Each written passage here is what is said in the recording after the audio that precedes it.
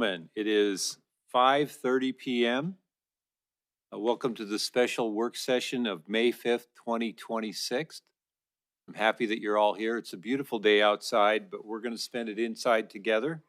So I am calling this meeting together and opening the meeting up to public comment on all items. This is the time for, if you wish to comment on any matter, agenda or non-agenda items falling within the scope of the Billings City Council. But remember, you may only speak once for each item during the meeting. Is there any public comment? Ask final time, any public comment? Seeing none, we'll move to agenda item number 1, Billings 2045 update.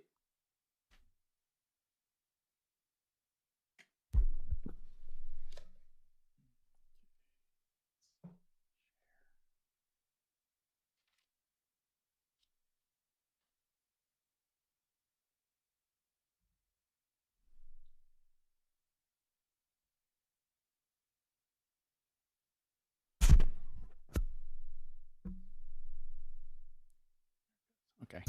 All right. Good morning, Good evening, Mayor and Council. Day's just getting going here. Yes, Anna and I wanted to give you an update on the Billings 2045 status of where we're at and what's coming to you here in a few days next week. So jumping right into our timeline. So we're down here toward the bottom. The IPC had a meeting last week on April 29th. They reviewed the land use plan, the future land use map, and the zoning and subdivision regulation amendments that have to occur for the process changes and some other housekeeping regarding this, but were not prepared to make a recommendation to you at that meeting. So they are meeting again this Thursday, the 7th. And we anticipate that at that meeting, they will complete their review and discussion and make a recommendation to you. And then you are scheduled for next Monday at the council meeting to consider all of those items. And I'll just go through a few pieces here in terms of what the IPC conversations were. And a lot of this, just as a heads up, and I know that the May 11th agenda just got posted yesterday, but a lot of all this is talked about and described in that memo, and the attachments, everything is in there. So everything you're going to have is currently what the IPC looked at, and there's nothing changed from when we sent you the memo that you got yesterday. But anyway, the IPC on the 29th last week had a couple of things that they wanted further discussion or follow up on. One was some number calculations regarding verification that the future land use map provided enough land to accommodate the projected 26,200 housing units that we have projected we will need in Billings by 2045. They wanted some clarification of allowed locations for small neighborhood uses in the zoning code regarding and also then with our future land use map in the urban residential. And then they just also generally wanted a little more time to review the future land use map. And that was the map version that when we had the joint meeting with you all and with them, what we had talked about there and what kind of came out of that, they then wanted to look at that in a little more depth. So just a reminder here of the housing units projections that we have for the next 20 years. So 16,200 new units between now and 2045. We have a deficit of about 10,000 that's been estimated. And so we're at 26,200, and we're currently averaging permitting of about 800 units a year. So we're certainly need to see that increase over the next many years, that average to go up to continue to see about meeting that demand.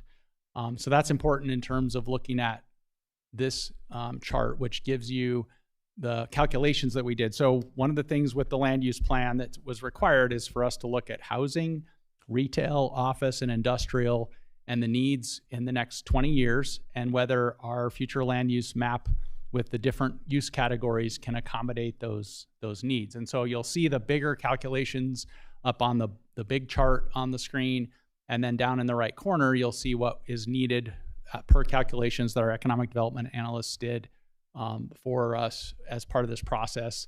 And you can see the acreage requirements. So what we determined when we ran the numbers on all those categories is, and we did an assumption of only the first three place types for Billings for the housing requirements. And just not to get into too complicated, but each of those categories has a range of housing units per acre, because you're going from 1 unit and 2 units to up to multifamily. So running those calculations, we have plenty of capacity. If you just look at urban residential limited, urban residential, and urban residential mixed, you'll see that we're running at 14,000, 26,000, and 25,000 units potentially in those categories across the area of the future land use map. So that's good news in terms of we got plenty of capacity, and that was one of the things that the IPC wanted to find out about. And then we also ran that we have enough industrial, office, and retail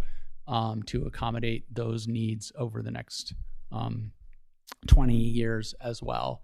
So that was that piece of it. I'll switch over here to have Anna talking to you about the zoning regulations and subdivision regulation changes. That's what we wanted to just focus with you tonight, because you have not, we haven't talked about this in our meetings in terms of, I take that back. We've talked about the process a lot. So we've gone through that in terms of how the new process will be, but there are just some highlights of some of the code adjustments regarding that, as well as the process. So with that, I'll have her talk to that, and we'll go from there. Thanks. Thank you. Before I start, I just wanted to make sure. I saw Councilmember Lindley, you raised your hand. Did you have a question? Councilmember, yep. I did. Hi, Mr. Aspen. Perfect. I was going to ask you next. Mr. Mayor, Wyeth, one of the things that you said right at the very beginning kind of caught me a little bit off guard, or a little sideways. So the IPC is going to meet in 2 days. Our agenda has been published at this point, and then they're going to give us recommendations, presumably a day or two before we have a formal adoption. Did I understand that right?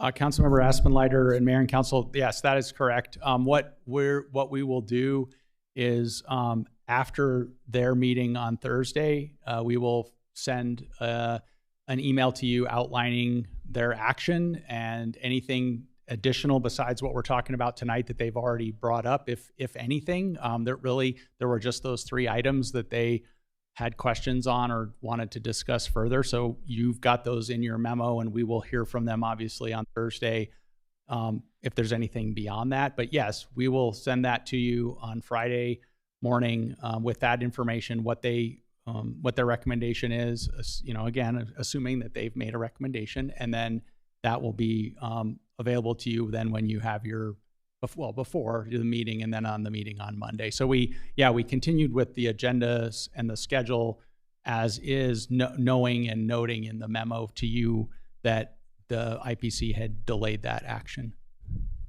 So, Mr. Mayor, just a comment, I guess. That's incredibly frustrating to me.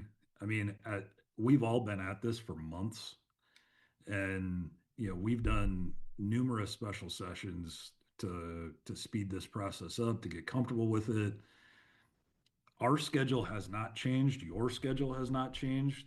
And I find it very hard to believe that the IPC now is going to meet days before and then provide us recommendations that we're supposed to take seriously 2 days later, without having any time to consider those things, without having really any time to talk to our constituents about those things, and then to try to figure out if we're going to incorporate that or not.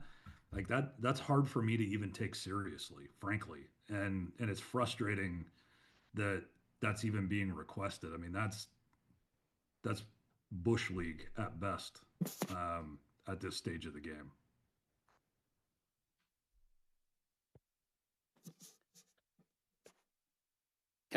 Mayor, can I just simply, can I verify, Councilmember Aspenleiter, your frustration, just to be clear, is with the IBC who didn't make the recommendation on the calendar, not the staff?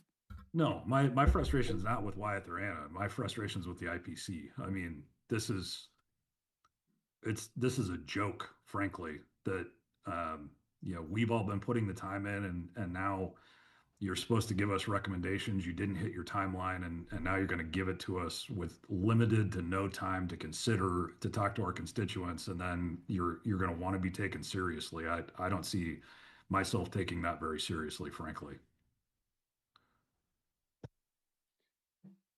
Thank you, Mr. Aspenleiter. Mr. Kennedy? Just to follow up on that, why are they giving us recommendations? We've already seen everything, and we were going to discuss it and vote it up or down. In a few months, they're fully in charge. They can make their changes then. Councilmember Kennedy and Mayor and Council, so the statute requires that they make a recommendation to you before you take action on these items. It's actually specifically spelled out. So but then once they take completely over, they can make changes. Councilmember Kennedy, Mayor and Council, well, any changes that would be made later they would review, but they would come back to you. You still ultimately make the decision. So they're advisory. Okay. I'll wait to see it. Thank you. Anybody else? Is it any chance they'd be meeting tonight and get us their recommendations in the morning? Mayor and Council, no, I'm afraid not. But we are duly advertised and ready to go on Thursday. All right. Thank you. Thanks. We're also hoping by sharing what the consternation was from the interim planning commission that you will have an understanding so it doesn't feel as rushed is the goal here. One of the reasons why we're here and sharing just exactly what was happening is just to have open communication continuously. So admittedly, yes, it's not ideal, but we're doing the best we can with the situation. Understood. Thank you for that. So we wanted to go over the zoning regulations and the subdivision regulations so that it wasn't all rushed on Monday night as well. Most of them are process-related changes. While admittedly the documents are very red, I would encourage you to look on the sunny side and be in the clean version of the ordinance. A lot of our zoning code lives within the section that we refer to as 1600, which is very process related. And most of that section has to be updated according to what's required by MALUPA. These are items that you have seen before, but I just wanted to very quickly highlight them here on this slide. So we have our parking change that we're implementing because it was the situation that was the incentive that you had all discussed. But if we weren't going to implement it, was going to be required by law October 1st of 2026. So it's reflected within the parking portion of the zoning code, and that is 1 space per dwelling unit. And if the dwelling unit is 1,200 square feet or less, then it's a half space for the dwelling unit. No additional parking is required for buildings undergoing a change of use. We have formally, in the past, required a maximum number of parking spaces. So you'll see that is still allowed within the code, but we are trying to just accommodate that state law according to what's required. We've added clarity associated with clearly defining. Before you leave that, I just want to ask a question. On the parking requirements, I think 1 per dwelling unit is pretty minimal. But the question what you just said is that state law is telling us this is what we have to do. So once again, the state is telling us how to zone and do things in our local community. That's correct. Thank you. So we've also added definitions or clarified the definitions associated with residential use being the primary use based on square footage. The situation that we've been running into is a lot of people like to build extremely large garages, which is great. We all want a large garage. We live in Montana. We all have a lot of toys that we have to store. But we want to avoid a situation where somebody takes a residential lot in the middle of a residential neighborhood and puts a 900 square foot garage with a 100 square foot living unit, and they say that it's residential, and then all of a sudden you're running an auto mechanic shop in the middle of a residential unit. So having this definition just be clearly defined, it's been required by our code. And when we review building permits, we have all already been implementing this. We're just adding wording associated with that. So I just wanted to clarify why you're seeing that wording within there. So it's been being followed. We're just clarifying it within the code. Sorry. Go ahead. We can pause here because the next thing I was going to talk about is a different topic. Oh, all right. Go ahead, Mr. Boyette. Can we be more restrictive? Could we say one parking place and get rid of this half a space because a half a space you can't park a car on? If we were more restrictive, it would be no parking spaces for anything under 1,200 square feet. We can certainly do that if that would be the request. The benefit of a half space is if you're having an apartment complex happening, if you have many under 1,200 square feet, you would at least get something. So that's why we've left it in the code. But if you would prefer that be removed, then it's just a simple motion by council, and we can certainly amend that. We have to follow state law, but can we be more restrictive than state law? That's the question. Yes. Could we say no parking? Yes, you could say no parking for this. Okay, thank you.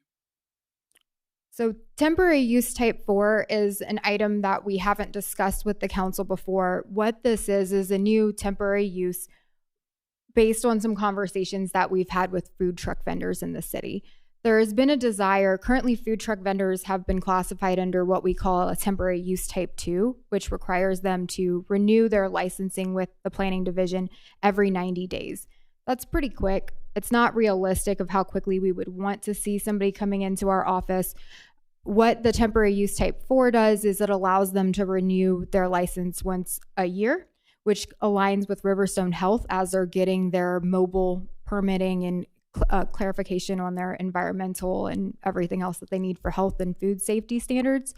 So doing that and aligning the two processes, but then it allows us to create a food truck park if that would be the desire of maybe their community, so that they can have master site plan review associated with that and have a space that they can use for a food truck park and provide kind of a come and go spot for themselves under a regulatory standard.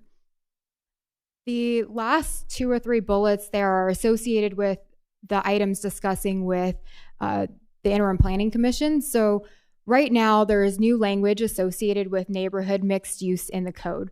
Neighborhood mixed use is a little bit more intense uses. What we added was more intense uses located on blocks with less intense uses shall be located on block ends. The reason that we did this is when you think about that purple urban residential category, thinking about we don't want to give the green light to some of those examples that are on the bottom to be everywhere. If you think about a single family neighborhood having a restaurant with a drive-through or having a liquor sales store or retail that might be a little bit more intense than, say, your Black Dog Coffee, those are things that we want to put at a block end so that you can accommodate the traffic, the parking, the dropping off of supplies, 18-wheeler turn radiuses. Those type of items really fit a little bit better at the end instead of right in the middle of a neighborhood. So that was what the intention was there. And it still gives us flexibility to look at other uses and say, okay, this isn't as impactful to, say, that single family duplex area right there if it's in the middle of your block. But it gives us something to fall back on to say this might not be appropriate here. I just put examples of neighborhood office versus neighborhood mixed use. That language already exists within neighborhood office. And neighborhood office really allows up to 5 dwelling units per structure amongst other dwelling units. And then is mostly office, bank, small vet clinic, amongst other uses, but very light uses that are commercial. Neighborhood mixed use gets a little bit more intense. So it includes all of the items that are within neighborhood office, but then starts including the ones on your screen, which would be like amusement and recreation for less than 50,000 square feet, a bank with a drive-through. And those are things that we want to make sure that we're thinking about very consciously whenever we're looking at these zone changes.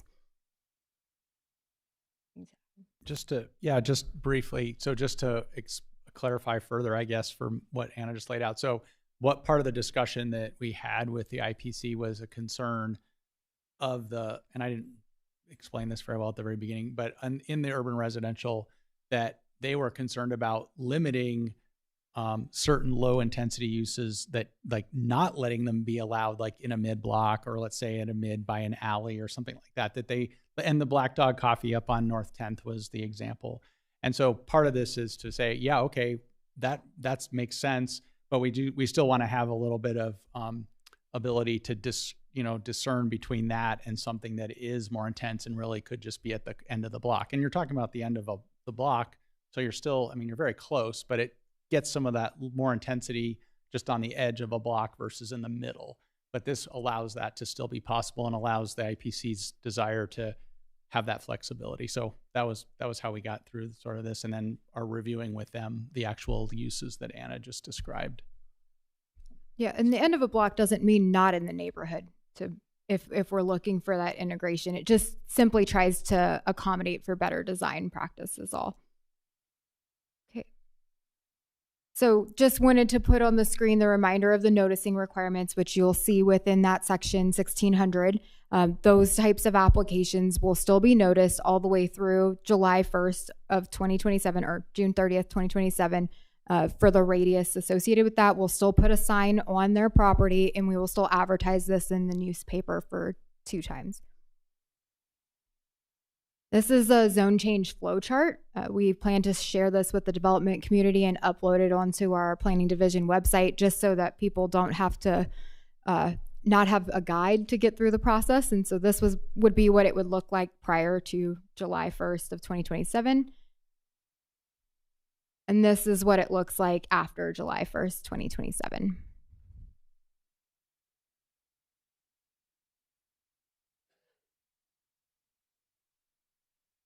Go ahead, Mr. Boyette. So July 1st, 2027, there'll be no notice. Will that be no sign on the property, right? And then no notices sent to the customers, to the people around there. And there'll be no more public hearings? There wouldn't be a public hearing even prior to July 1st, 2027. So the notice is something that we're doing at the request of the council and is allowable by the state law. Then July 1st, 2027, state law is set up to say that we shall not do that. And so we can no longer notice or put the... So the state is taking away our local control for public notices? Yes, your narrative is correct. So where are the public supposed to go then? They're supposed to participate in this plan. No, but they haven't. And then they won't. They've participated in some regard. But let's say I move in 2 years from now, what happens? I have no voice, right? We will continue working on updating the plan and continue to message the best that we can. Yeah, and I would add, I mean, there's not no voice. It's that, so when changes are getting made to this plan and map in the future, those go through the interim planning commission and come to you, and there's a public process that's attached to that. So when changes after, obviously, like Anna said, the involvement of the public had to be now for what we're putting in place. But as we come back and make changes, those will go through that planning commission to council process, and those are public meetings, and there's information at that. So that'll happen when there's a change. So just to be clear, there's that piece. I guess I just put me on record. I'm against this whole thing because I really resent the state telling us what to do, and we're losing local control. And I think no matter what we do, they're going to do, as you said, it's already a done deal. I'm sure why are we even doing it? All we're doing is trying to get the lesser of two evils, I think. But you're just doing your job. I appreciate it, and thank you very much. Yeah, and I guess, I mean, just to follow up, I think what we're trying to do, the intent from the state and the intent from the development community and the realty community and the construction, I mean, there was a whole bunch of, planning community, both private and public sector, were involved in this 3-year effort to try to come up with something different for the law. And it was all about the fact that we had elements of our codes and stuff at the state level that were old and not functioning properly. And we also had elements across the state where we had communities that, weren't functioning so great with these processes. So I think what ends up happening here, and we've talked about this before, is you have a solution that works pretty well across the whole state, but doesn't work. There's places and challenges like you're describing that are going to happen. And I think that's where we're trying to navigate that. So, but totally, yeah, understandable.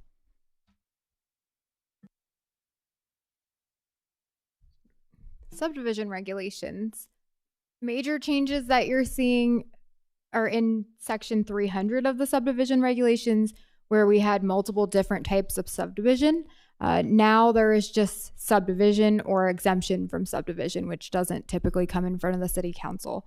So the process is reflected in section 300. Another major change associated with the regulations is the parkland area.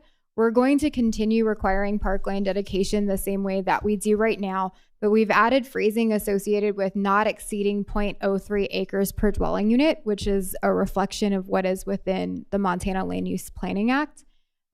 We would like to navigate this conversation a little bit better to update the language in the future regarding parkland dedication.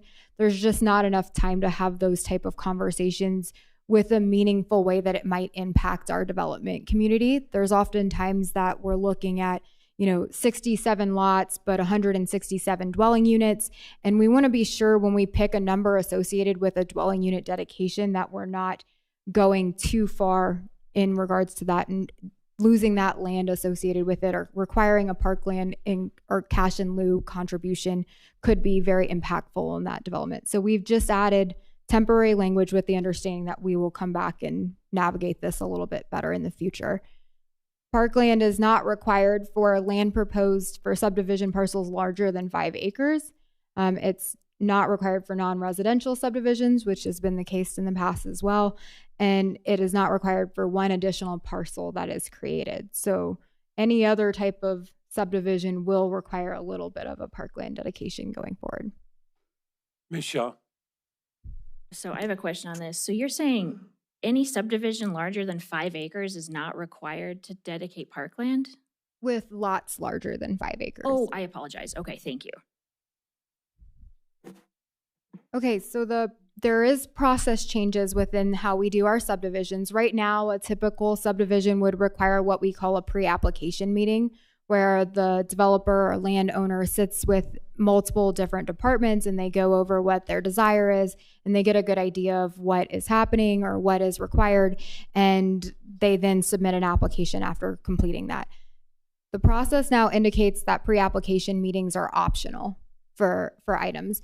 I think this will be beneficial for some of our more experienced developers or developer reps. There are a lot of times you're looking at a 1-lot split. You understand the regulations, you understand the requirements. You don't really need to have a pre-application meeting, so why have a pre-application? But I think that there will be many developers that will continue to utilize this because of the fact that the way the state law outlines the way we review subdivisions will now combine what we are calling our completeness and sufficiency review as well as our preliminary plat review into one period, where we have 20 days as the planning division to tell you what's missing from your application. And that's it. That's our review of the entire application, is 20 business days. So it restarts if everything is not there or if there's something missing. Now, we can't add additional things. We can still request them. We just can't stop you from going forward if we haven't initially requested them. So it'll be very important and very quick in the process when we're looking at many lots at one time. And it's going to be quicker for the development community whenever you're looking at these major subdivisions of 60 lots or 70 lots. And it's going to be quicker for staff. So this is going to take a good bit of practice and a good bit of a joint concerted effort to make sure that we're getting things in place. But those two review timeframes becoming one is going to make it very quick review times. I added this slide for consistency. Right now, we notify on subdivisions regarding adjacent properties. That will continue to be the case through June 30th of 2027.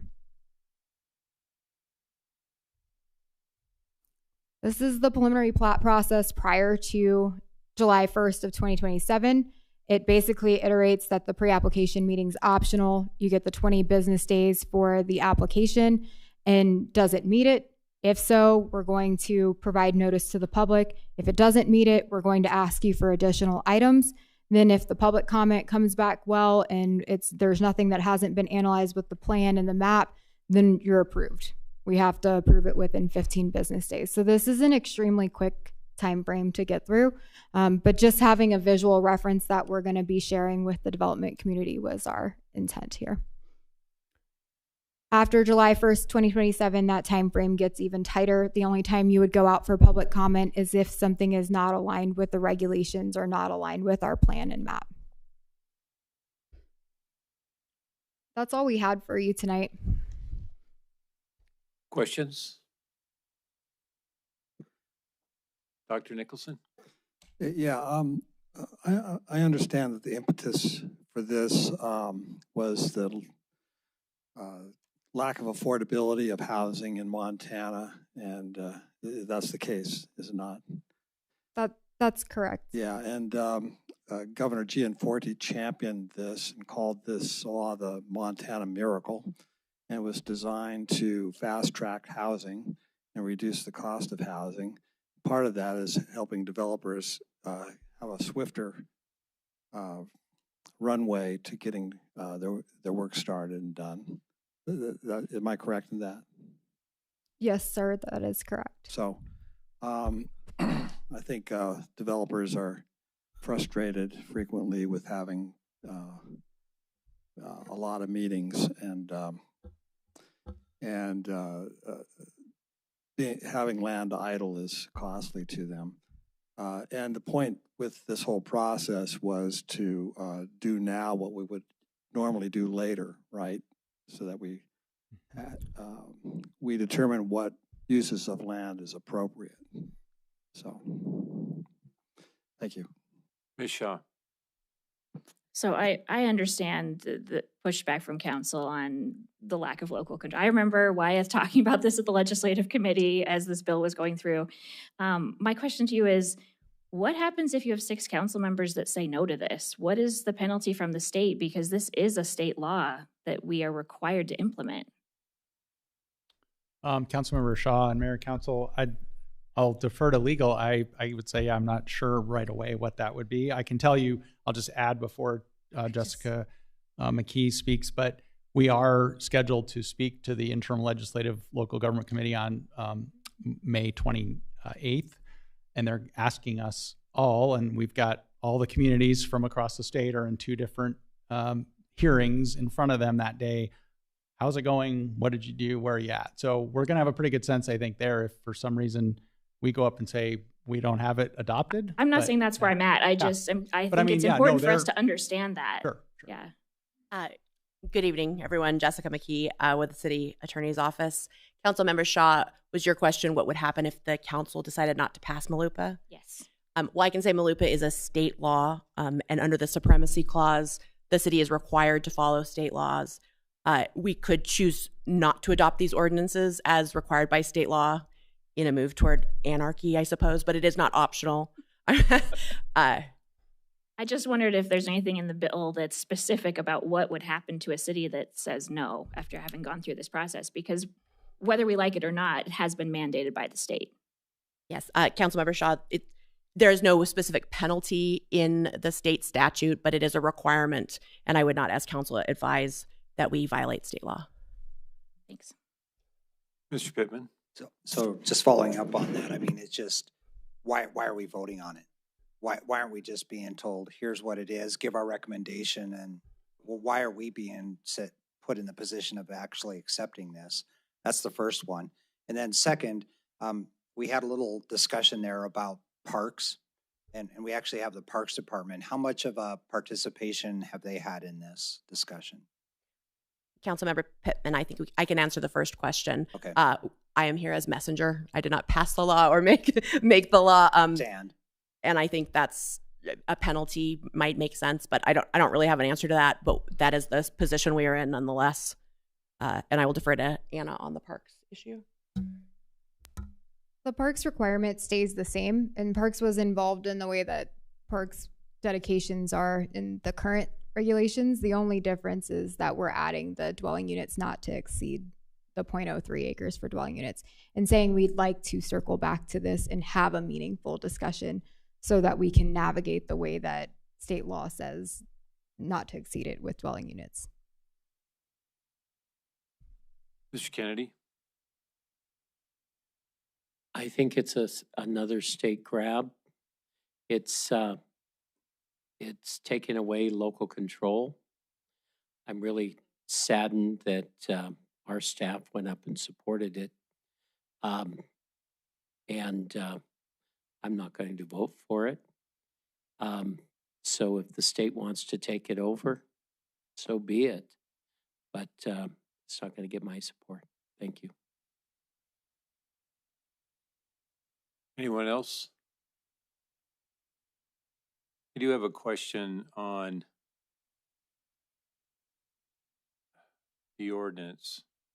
I think it's the ordinance page 93. It's about traffic counts. It just caught my eye. Let me make sure I'm talking about the right thing here.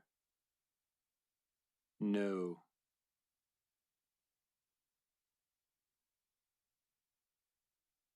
Not the ordinance.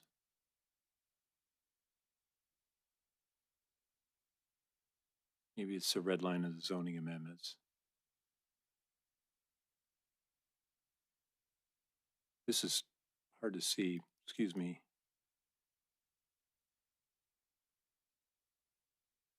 It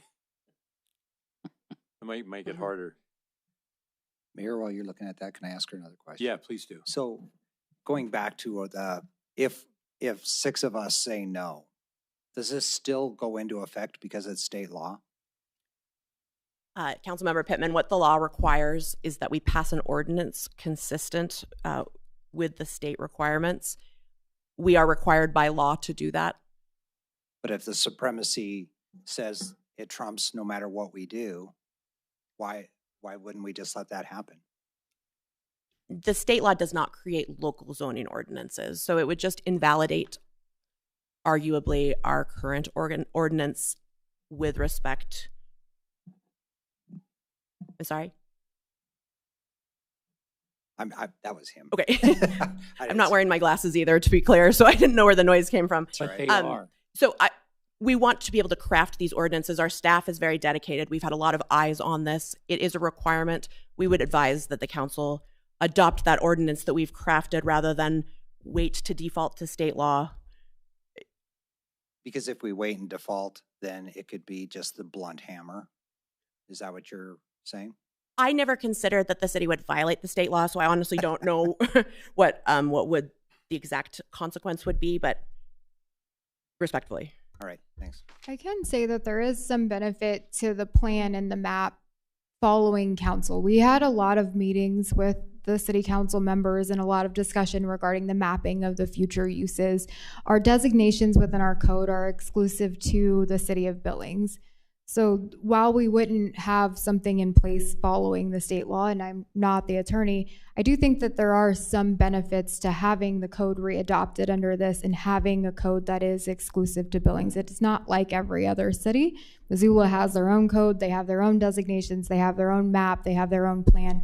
Ours is reflective of the way that our city council would like to see us grow. And so that is some benefit that we will have something to give guidance associated with that. And we've tried our best to follow that. Well, I understand where you're coming from. And I will dovetail on that to say our staff, especially Anna, has worked very hard to take into account all council members' suggestions and to do everything that she can possible to tailor this to Billings and the wishes of the council member. I mean, it's been quite a bit of work for staff, and I do think they've made that effort for sure.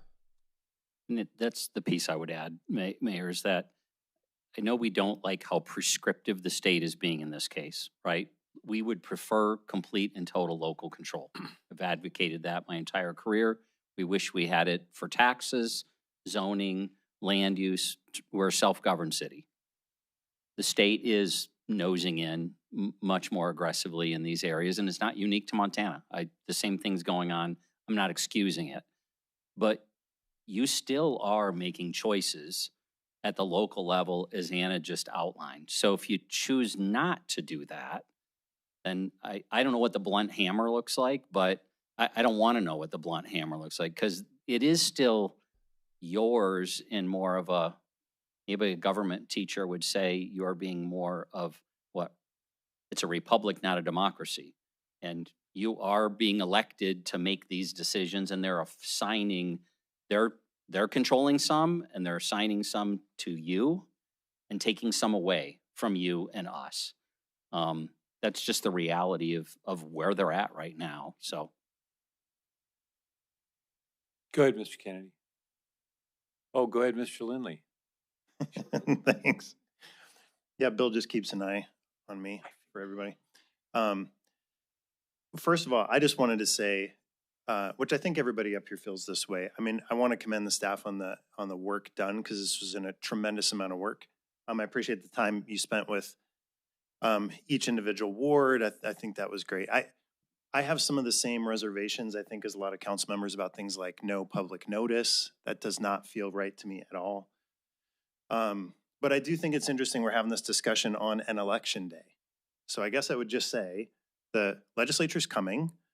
I would expect something like this I would find it hard to believe it's going to stay the same without somebody coming back and doing something to it. I hope maybe we can provide some feedback to that as things come up. But I personally, I know we have lost some control, and maybe a fair amount of it, but we do still have some. And for me, at least, I don't want to take the gamble of seeing what the state's going to do. I'd rather take the control we have and move forward. So I appreciate all the work. As do I. Okay, I found it's not 93, it's page 53 of the resolution, and it has to do with numbers on requiring a traffic impact study. I don't know if this is a proper venue for it, or should I send an email, or would you like to take a look at it? We can certainly, if memory serves me, I have this memorized from the last time we discussed this. So somebody added the words generation. So says at the very end of item 4, it says the report shall be stamped by a professional traffic operations engineer for the generation of 5,000 or more vehicle trips per day. But above, there's a 1,000 threshold mentioned. And so the question is twofold. By adding the words generation of, does that mean an increase in 5,000 trips per day? Or does it mean a total of 5,000 trips a day? And then secondly, should that number not be 1,000? Because I know that's not a change, that's in the current, but it looks like we may have said, we're only going to have a traffic study if we have 5,000 automobile trips per day. So what we already have. I'll look at the exact page. Thank you for bringing this up. The intent is not to change what we require right now. So when we had the last discussion for our subdivision regulations, we would require a traffic impact study for any subdivision that generates 1,000 trips per day. That could be done by any professional engineer. At 5,000 trips per day, that would be when it is required to be stamped by what we call a professional traffic engineer. And the term generation just means that it is the 5,000 trips that subdivision would cause. We just worked with legal and changed the way it was worded. The intent is still the exact same. Now, if it's incorrect in there, I'll certainly look and see. The intent is to leave it the same with just the clarity. And so understanding that I'm a complete layman when it comes to item number 4, the traffic impact study, it kind of seems like to me that we're asking to increase that number to an additional 5,000 trips, not a total of 5,000 trips. So that was my question. Yes, sir, Mr. If I can jump in here, because I'm the one that threw the grenades in the middle of the room the last time we talked about this last year. The way that the ordinance read, I haven't looked at the specific language in the new document, because I guess I assumed that it was going to carry over from the last one, was that if a development or a project generates an additional 5,000 trips per day, that's the trigger. Or if it generates an additional 1,000 trips per day. So it's what that project, whatever it is, if it's a commercial development or if it's a subdivision, if it generates those thresholds, not taking into account background traffic, which is already existing. This is looking at what the project under consideration generates. The reason that those thresholds were created was because when this was originally proposed, it required a PTOE, a professional traffic operations engineer, to do a traffic study on everything. It's the reason that we're going to have a conversation about traffic impact fees as opposed to, getting rid of all of these stupid traffic study requirements to begin with. Further, there's one firm that has 3/4 of the PTOEs in the city of Billings. And so we were creating essentially a market for a firm in town to do traffic studies for every development. Um, Traffic studies can be done by a licensed engineer. It does not have to be done by a PTOE. So there was a whole lot of nuance with the last council about how we ended up with this language. And my hope is that when we talk about traffic impact fees, we can get rid of all of this nonsense completely and get to a structure in which we're paying for impact on the unit that's created or the equivalent unit. So that's the background behind this. And so long as planning carried over the language from the last ordinance change, I think it's, from my perspective, I think it's where it should be now, with the hope that we can get a traffic fee or a traffic impact fee in place. Thank you. Thank you, Councilmember Aspenleiter. Mayor and Council, just to clarify, the sentence above in the paragraph says will generate 1,000 trips per day. The words generate 5,000 trips being the PTOE requirement, the professional traffic engineer, we were just missing the word generate. So the standards are all the same as what we had right now. There was just the missing word that didn't say generate. The implication was there, and our community has been working within that as the exact same way. It just was missing the word. Thank you. I do have one more question regarding the approval process. Okay. So it will go to the city, and an individual will look at that and at the request and see that it complies with the criterion set forth in the code. How much discretion does that one person have? Which criterion and process are you referring to? Well, let's just make right sure. now? So if we have a development and there are specific criterion for the zone for that it's going into. And so right now it goes to the zoning commission, and then it comes to us, and we look at the 10 criterion and make sure that it complies. How much discretion in the new system does that particular professional have? So the first thing that the professional would do is, does this request align with the future land use designation that's on the map that City Council has done or adopts? If it aligns with that, that ticks the first box. And then we will look and see if it does not align with that, then it goes through the whole process associated with the plan. There's not really a level of discretion there. That's a very yes or no question in my mind. When we're going through, if we need additional comments or additional information, that's when things become a little bit more discretionary. And the additional information would be something that would be not analyzed within the plan associated with the use that I cannot promise you. So there is a level of discretion that will happen at that point, but it will be done in consultation with legal is the best that I can describe it. It's hard to have conjecture on something that I'm not sure of the exact situation. All right, good enough. Thank you.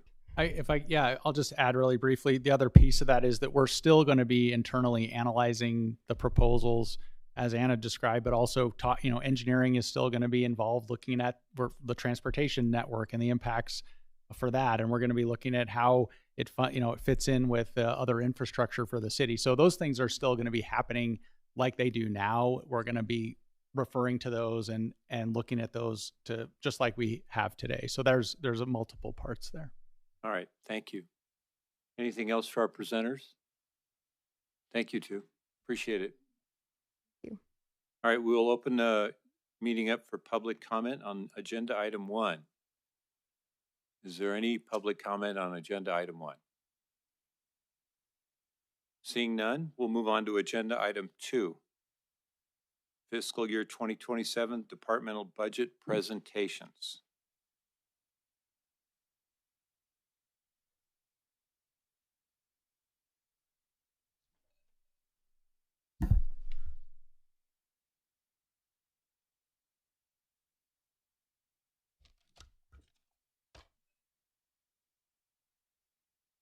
Shoot, I don't have it in the presentation.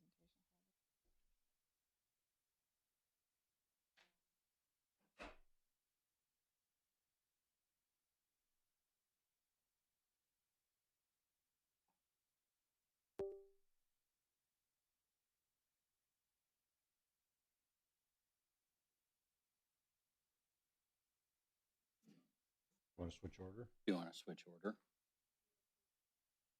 Okay. Mayor, with your permission, we're going to kind of switch order and go to the Parks Department. Is that all right with everybody? Parks Department it is.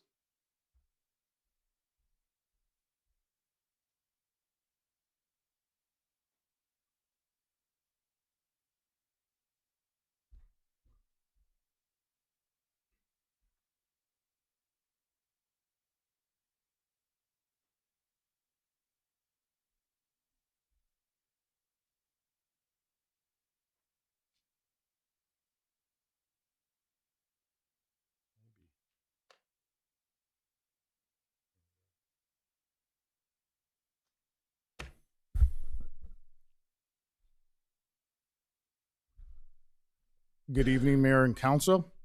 I am happy to present tonight's FY27 Parks, Recreation, Public Lands budget. As I do every year, I'd like to give a couple thank yous. It takes a lot of people to put our budget together. Our presentation, Allison Thompson, Jake Milliron, Cole McQuillan, Corey Thompson, Brad Wright, Melanie Trang, and Sarah Lane from Finance. You'll see that Councilmember Pittman, page 299.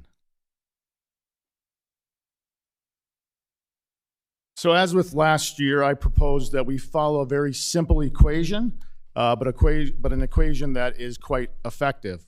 This equation is the build, promote, activate, maintain model. It is a perpetual equation. Again, something I said last year is that it's easy to build something. It's harder to maintain something in perpetuity.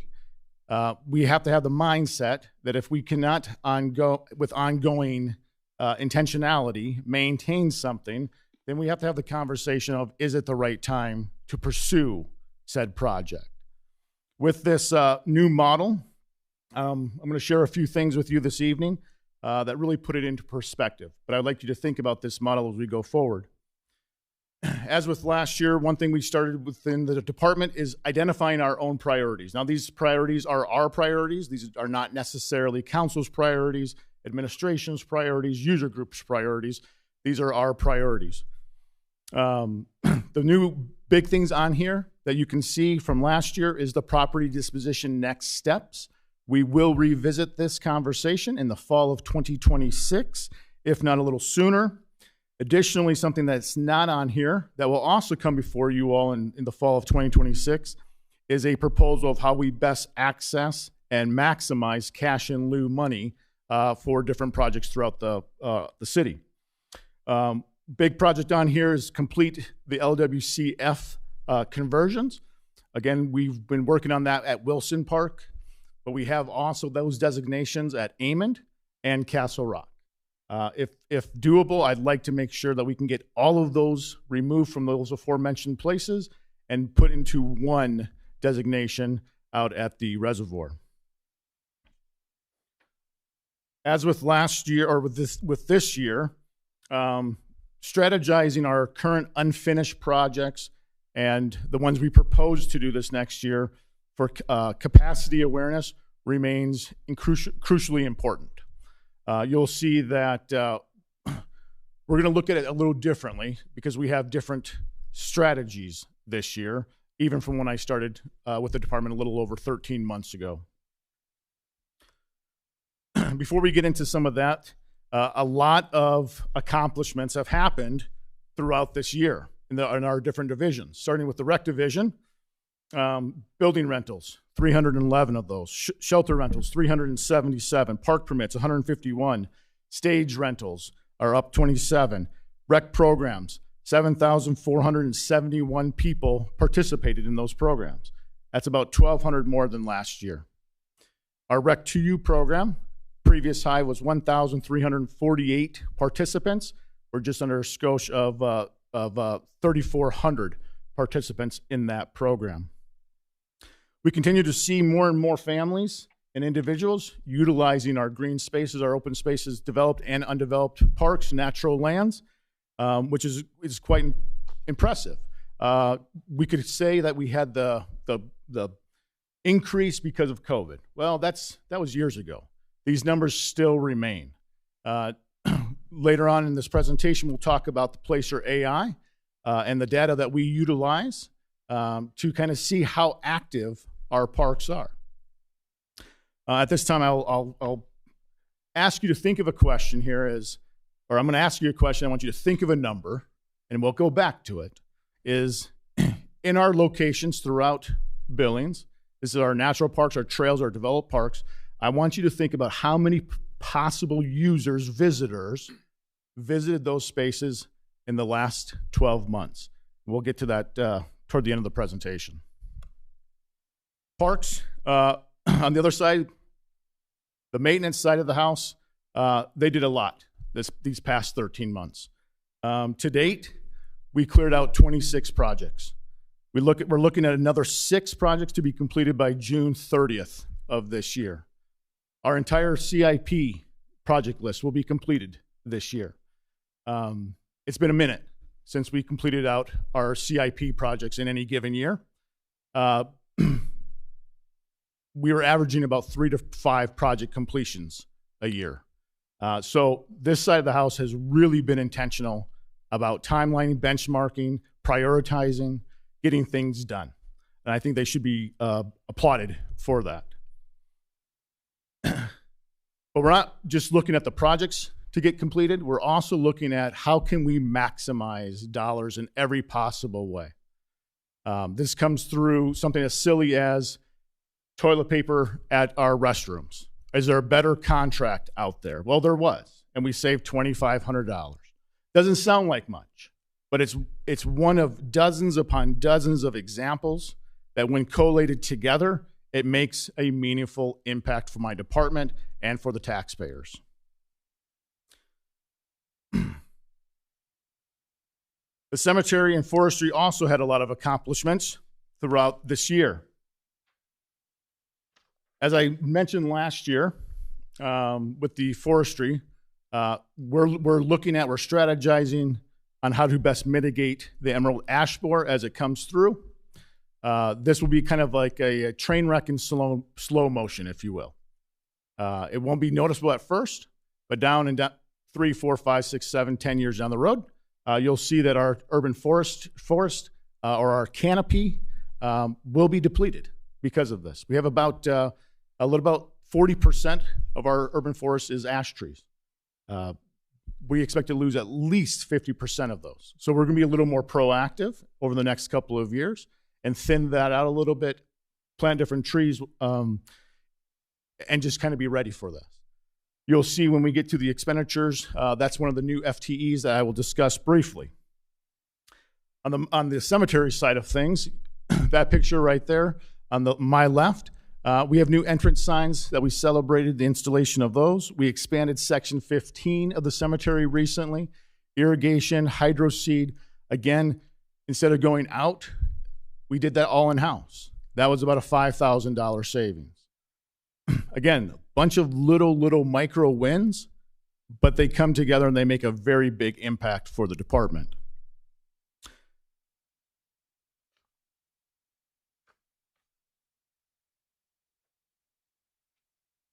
When we look at our overall budget, we have a revenue of about $12.88 million. Most of that comes from the general fund, from the PMDs, charge for service. One thing to keep in mind here, the charge for service also includes the new rec center courts complex. So that's embedded in here, although it is its own account. So all revenues will stay out there. All expenses will be subtracted from said revenue. Contributions, donations, and other, that can be found on page 308. On page 310, you can see the expenditures. A couple things with this. Within these expenditures, we are asking for 5 new FTE. 3 at the ARC, which will be all self-contained from the revenues and sponsorships and everything else in that space. We were asking for another equipment operator that comes out of the PMD's money. We used to fund a employee out of these monies, and that discontinued in the early 2000s. Not sure why that ever discontinued, but we've always had the money to actually have a staff member. It's been there, we just have not utilized it. The fifth FTE is another arborist. Again, we have 14,000 trees in our urban forest. We have one arborist. I'm not going to stand here before you and say that 2 arborists or 1 to 7,000 ratio is a good ratio by any means, but I will say this, is that we're not asking for any new monies. We're taking monies that we've already allocated to, let's say, contractual services. Well, instead of getting 60 cents on the dollar for those contractual services, we can actually maximize it and get 100 cents on the dollar because it's in-house. We don't have the mobilization costs, all of those things. Again, with the PMD, this is not new monies. The arborist is not new monies, and the ARC FT are not new monies as well. However, if we go back for just a second, you'll see the revenues are at 12.88 million and change. Expenditures are $13.2 million in change. On the surface, it looks like there is an overage. That would be correct. However, that difference of $380,622 comes from 2 different sources. The first is a cemetery improvement fund. That does not have a, quote, revenue stream. So when we take it out, we can't supply that with revenue, although those monies are there. The other is the equipment replacement plan for vehicle purchases. It comes out as an expense on my side. It's actually a revenue within finance. So when put all that together, at the end of the day, we're actually $13 over budget.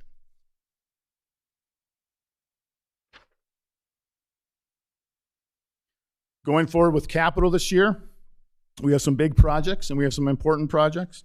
South Pool renovation is the first step. We do have $1 million allocated for that. Veterans Park playground replacement, automation at Spring Creek and Evergreen Park irrigation systems. Why those are important is we have about 33% energy efficiency savings from that. We have water efficiency savings as well at those places. But right now it's manual. We send staff out there, they have to turn it on. We send staff out there, they have to turn it off. When it's automated, it saves us about 400 hours of time that those people can be doing something else in our system. Various trails and sidewalk repairs. Last year, you heard me talk about a 5-year sidewalk replacement. This is the first year that we're really being intentional on this. We're going to hit the PMDs quite aggressively with this, up to and including the High Sierra Dog Park, the Harvest Park, Olympic Park, as our 3 first starting off points. We've had a great partnership with Streets this last 6-7 months, where they've been able to actually help us quite a bit. When I first came over to this department, we realized these projects weren't big enough. Contractors did not want to take, just this little bit of sidewalk and this little bit of sidewalk. So what we've actually done is kind of strategize internally, partnering with our colleagues, and we were able to knock out quite a few sidewalks in different places throughout the city this year.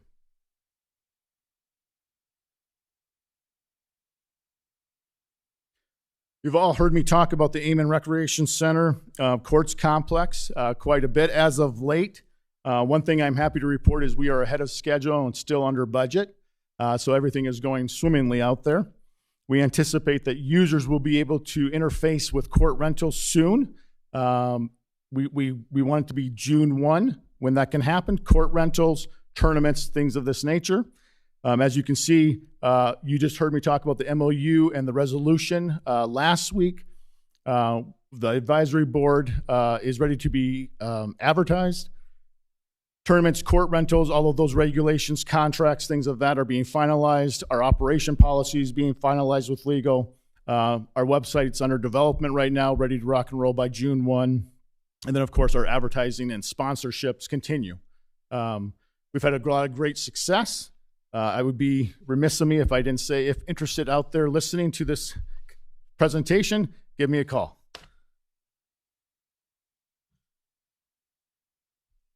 Placer AI. Ask you a question you probably just saw.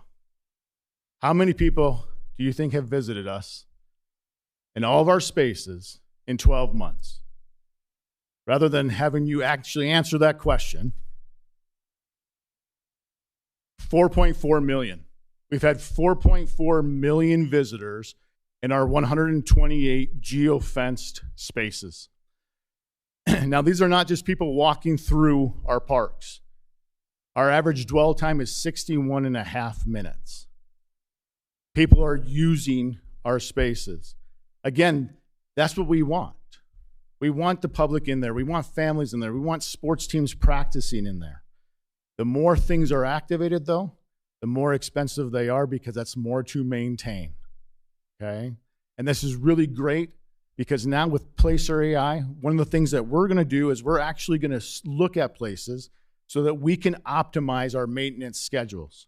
We can actually look and focus on areas that are getting the highest traffic volume. And something simple but makes a lot of sense is maybe we're picking up garbage too frequently at a park. Okay, we stop the frequency and we put that somewhere else because it's needed somewhere else. Additionally, we can also identify our underutilized assets. And that's going to beg a different question is how do we develop these spaces in the future, or do we sunset some of these spaces in the future? We've already seen that this Placer AI information has paid great rewards. Currently, we use this data for the historic preservation grant with the state.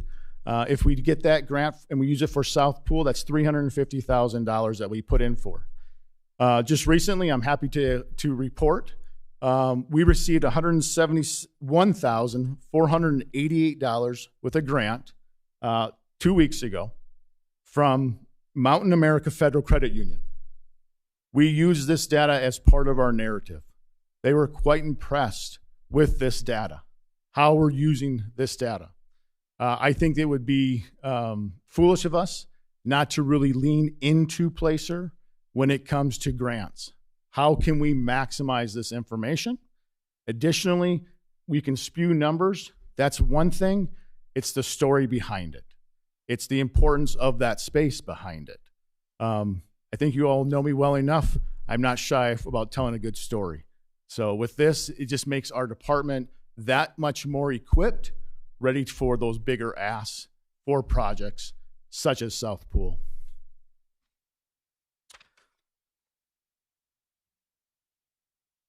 Finally, we're looking at our 5-year plan.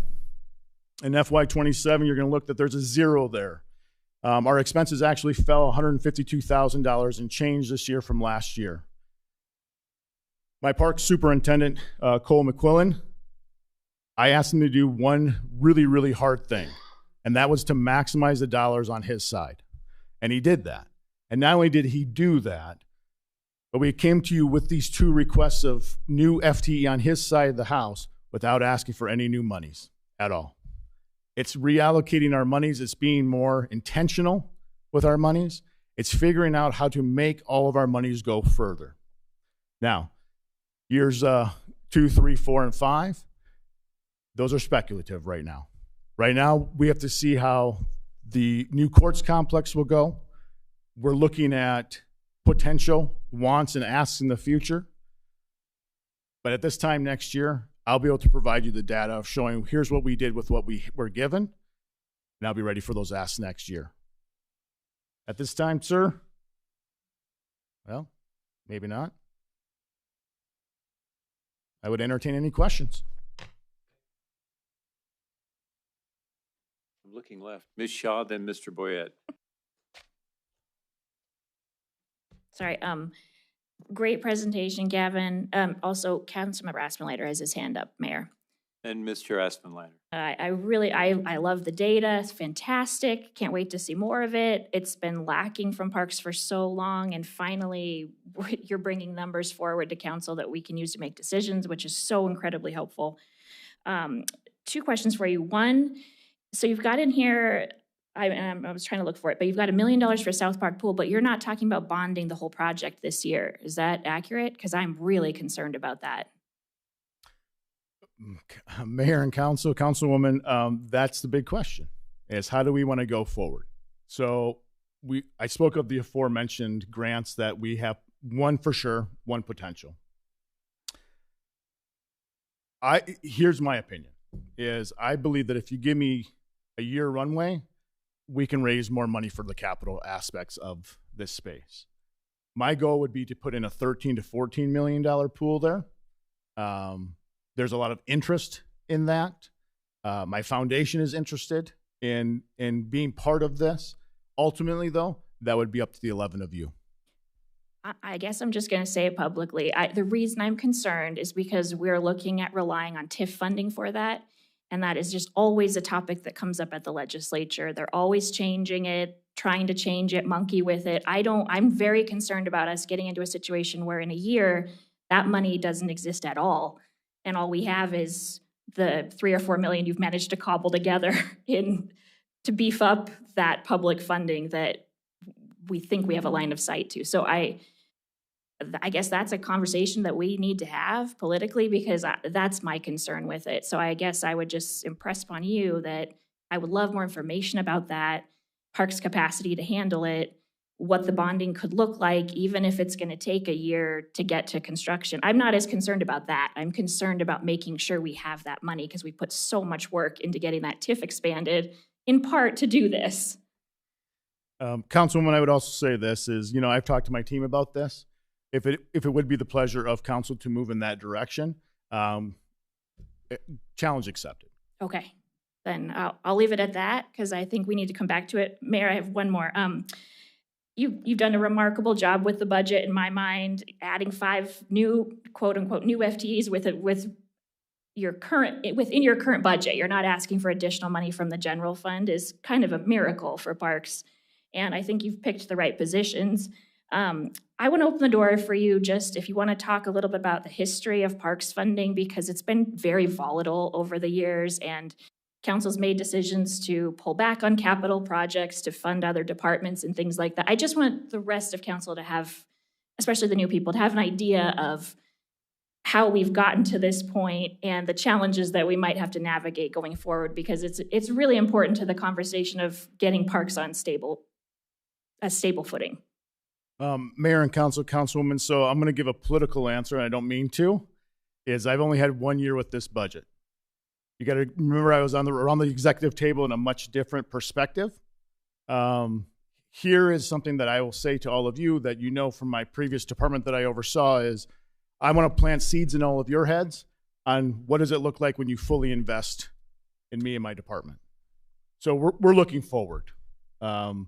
Historically, I think it's has ups and downs. It has not been easy. One thing I can say about my team from top to bottom, we're not looking at it like that. We're looking at, we've done good work here. Let's build upon it for next year, so on and so forth. We're thinking outside the box in revenue generation. I think the courts complex has helped with that. But that's just the surface. I think that we have a ton of assets that we need to look backwards on. I know this is silly, but even just doing the fees on a fees schedule, rather than waiting 6 to 8 years before coming in front of all of you so that we can stay up with inflation. There's a dozen little things that we can do. So I'm not trying to evade an answer. I appreciate the political answer. I don't want to get into debating past history of what happened. I just want to lay the foundation for the rest of council that it's been difficult to get Parks, I feel like, onto a stable footing where money isn't being pulled away from that department. And it's made it even more challenging for the department to thrive. And so I really appreciate everything you're doing. And I can't wait to see more. All right, just a second, Mr. Boyette, our city administrator wants to jump in. So I think in part, and obviously huge kudos to Gavin and the team for getting projects through and finished. Where you'll see the significant difference is in the capital improvement plan. You essentially, when you get into the fall and you look at the CIP, if you pulled out a CIP from a few years ago, you'll find that essentially we've cut the projects about in half. So what I would say is, unfortunately, with the loss of Park District 1, and no one could have predicted what was going to happen relative to the cutting the value of the mill and all the things that happened. but the chain of events that got us to this point does have us going forward with significantly less money going into capital. And my ultimate concern there is that you may find yourself, well, you will find yourself, I would say, if we don't change that sometime in the next few years. It's not an urgent crisis, but I think if it doesn't change, you'll find yourself where I'll speculate when Mr. Pittman was last on the council or some other, when Park District 1 was created, it was created, as I understand it, in large part because the capital situation in our parks was quite dismal. We were closing things down, removing playgrounds, shutting down bathrooms, things of that nature. Over time, if we don't find a way to beef back up the capital investments, I think 5, 7, 10 years from now, the community will find itself back in that place where it's kind of working in crisis relative to facilities, not necessarily operations, but that I think is the big picture switch with the loss of Park District 1, putting it in the general fund, now having it head to head every year with the other priorities. So thanks. All right, Mr. Boyette. Thank you, Mayor. Gavin, this last summer we had a real problem.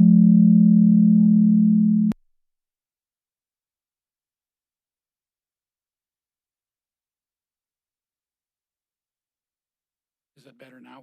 Testing 1, 2, 3. Testing 1, 2, 3. Testing 1, 2, 3. I must have. I can hear you, Mike. So last year we had a real problem with TDS tearing up a park. First question is that all done? And did they satisfy fixing it? And then how do we, more importantly, how do we stop people from tearing up the parks in the future? Mayor and Council, Councilmember Boyette, yes, that has been rectified. We are submitting our final bill to them, covering everything. Obviously, as we are putting water through those systems out in those areas that were affected, we're making sure that those lines hold. And so once that is 100% guaranteed, then the final bill goes out to them. You know, one thing that we did with them is we had a good sit down. We want to be good partners with them. They're going to be here for quite a bit, many more years to come in our community. Simple, let us know where you're going. Let us know how we can help. We can do our own locates. We can help navigate our systems. They have taken us on that offer quite well, actually, but they've also decided to avoid us as much as possible and go other directions.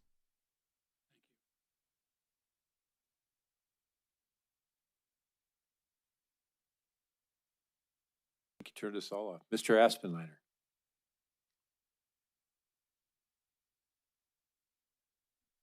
Thanks, Mr. Mayor. So everybody's thrown enough roses at Gavin that his head's huge at this stage in the night.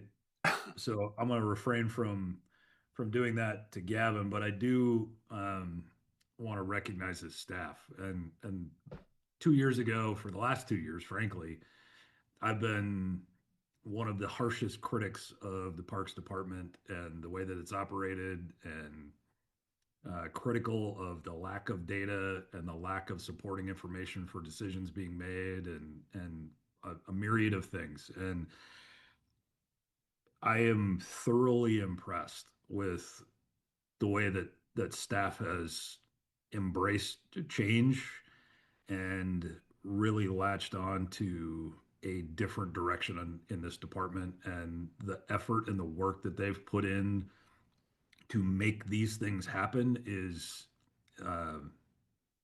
very impressive. And I'm grateful for the effort that Corey and Cole have put in.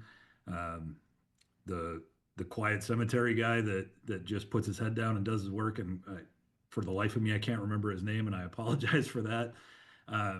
You know, the heads of those departments in parks have done a phenomenal job. And I just want, as a guy that has been largely critical of that department, I just want to acknowledge the effort and the work over the last year, and express how proud I am of where that where you guys are today and the direction that you're headed. I think it's a remarkable turnaround, and I'm grateful for all that you have done.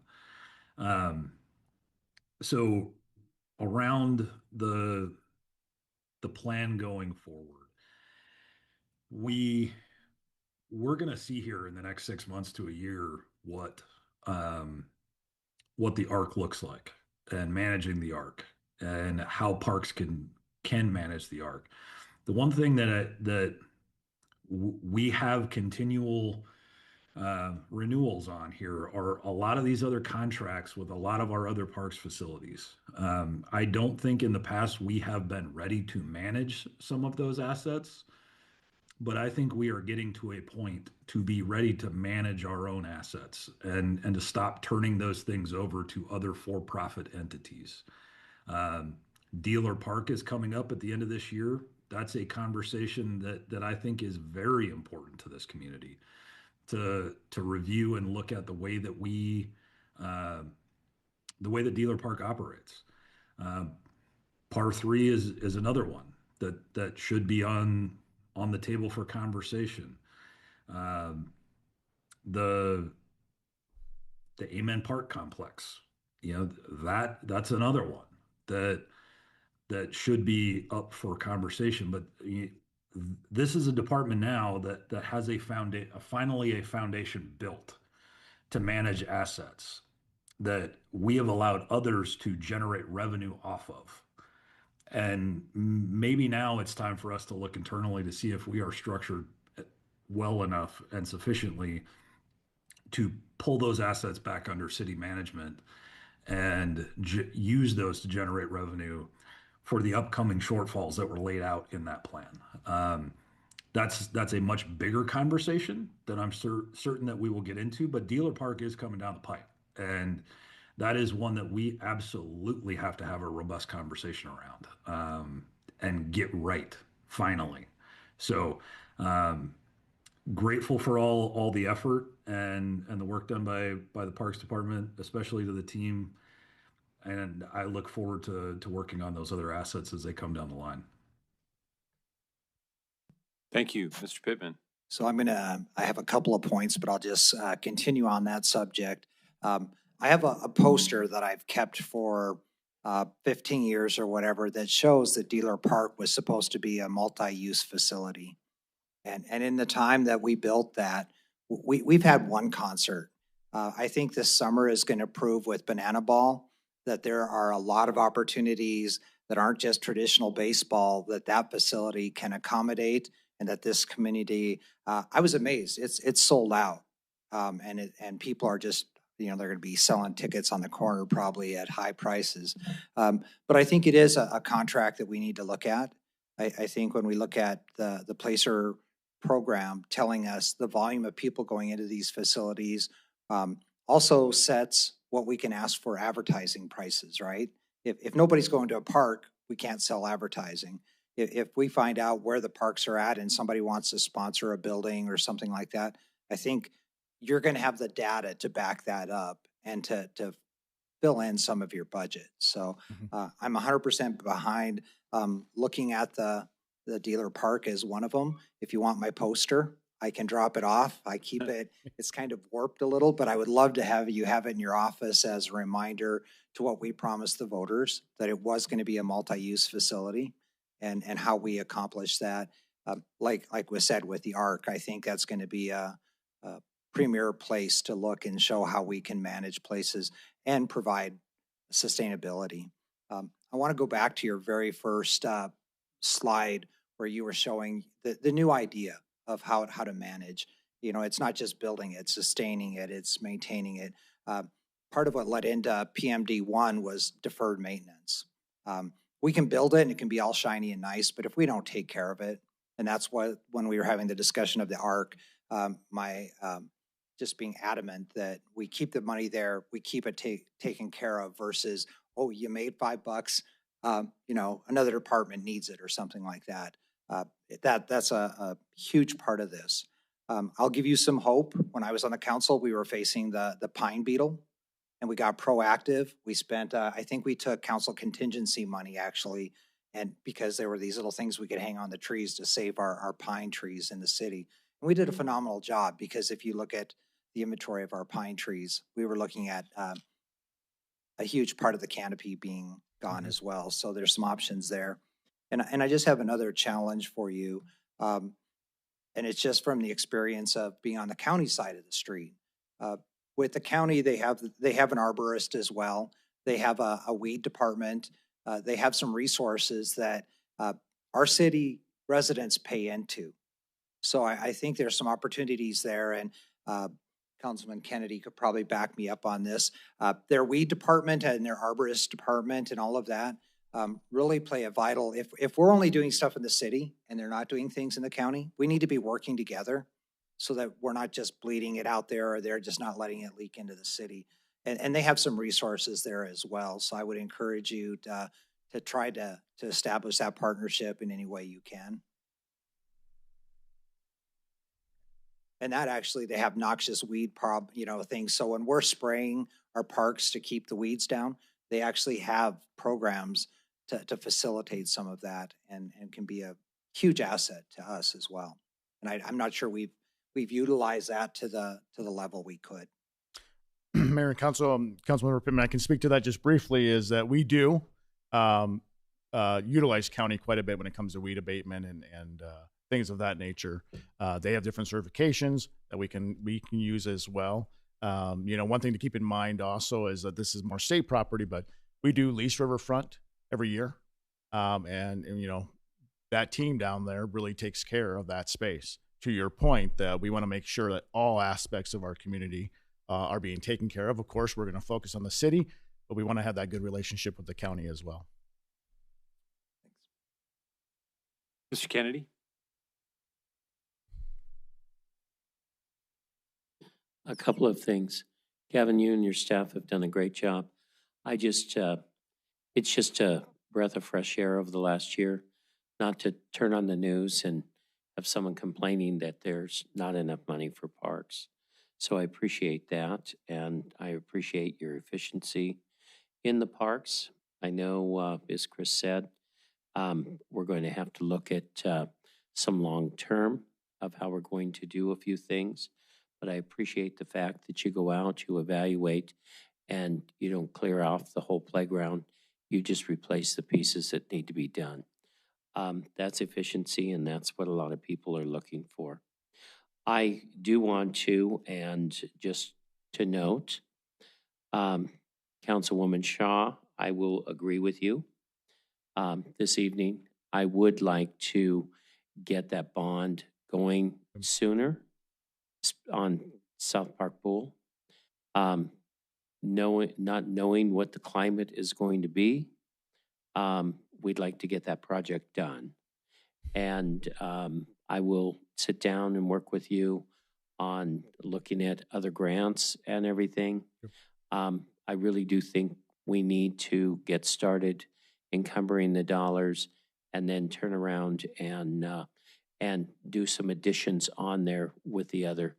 But I just think sooner than later that we need to move it going forward.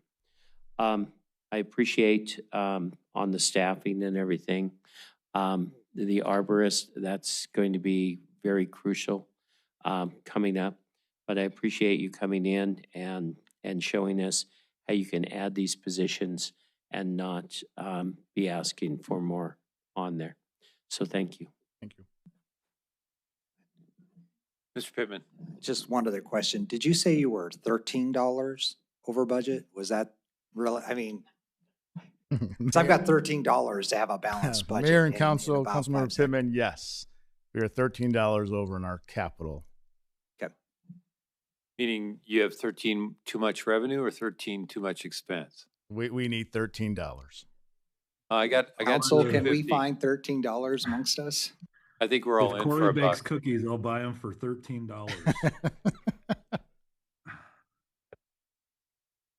All right. Anything else for our Parks Department? Thank you, sir. You did great. Thank you.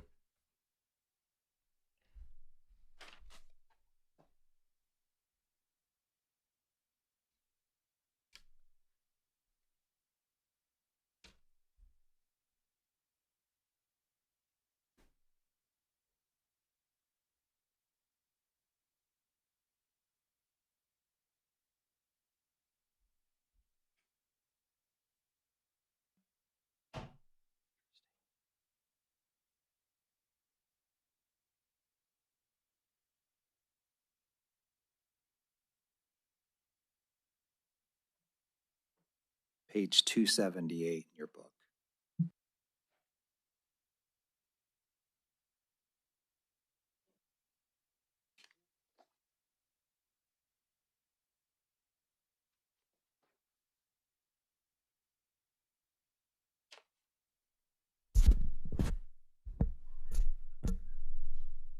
There we go. Good evening, Mayor and Council. As to Councilmember Pittman's request, my budget overview begins on page 278. At least that's the number at the bottom of the page. It's 314 of the PDF page, I think, if depending on how you are looking at it. So my budget is, the city attorney's budget is clearly not as complicated as most of the other departments.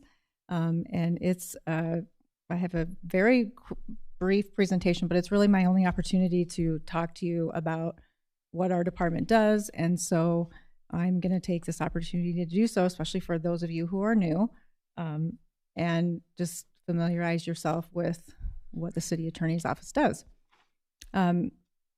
Just a little bit about the department is we've got the civil division and the criminal division, and the civil department is the department that supports you all, as well as city administration, the city departments, boards, commissions, any of the staff, any part of the department that needs legal advice. We provide opinions, draft legal documents, review legal documents. It's provides some risk management, all kinds of things in that area. The criminal division is the department that prosecutes all the misdemeanor offenses within the city limits. Those are, for those of you who are not really familiar with that, that is things like DUIs, any traffic, assaults, partner family member assaults, property offenses like criminal trespass, criminal mischief, theft, things of that nature. So our criminal division handles anything prosecution related, any of those duties. They provide victim services. There's some things listed there on the screen that our criminal division handles. We are currently authorized to, let's see, let me get this pulled up here, for 27 positions. We do have 2 vacancies right now, one of which is not listed on the sheet. It's an admin position, but all the rest are listed on here. We have 3 civil division attorneys and 9 prosecuting attorneys and admin staff and 5 victim witness specialists.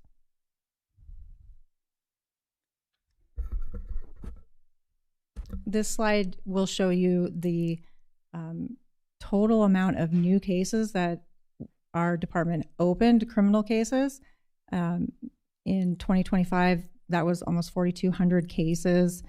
And you can see that that has been slowly decreasing over the last 5 years. So that's a good sign, and that was what we would hope would happen after the public safety mill levy. The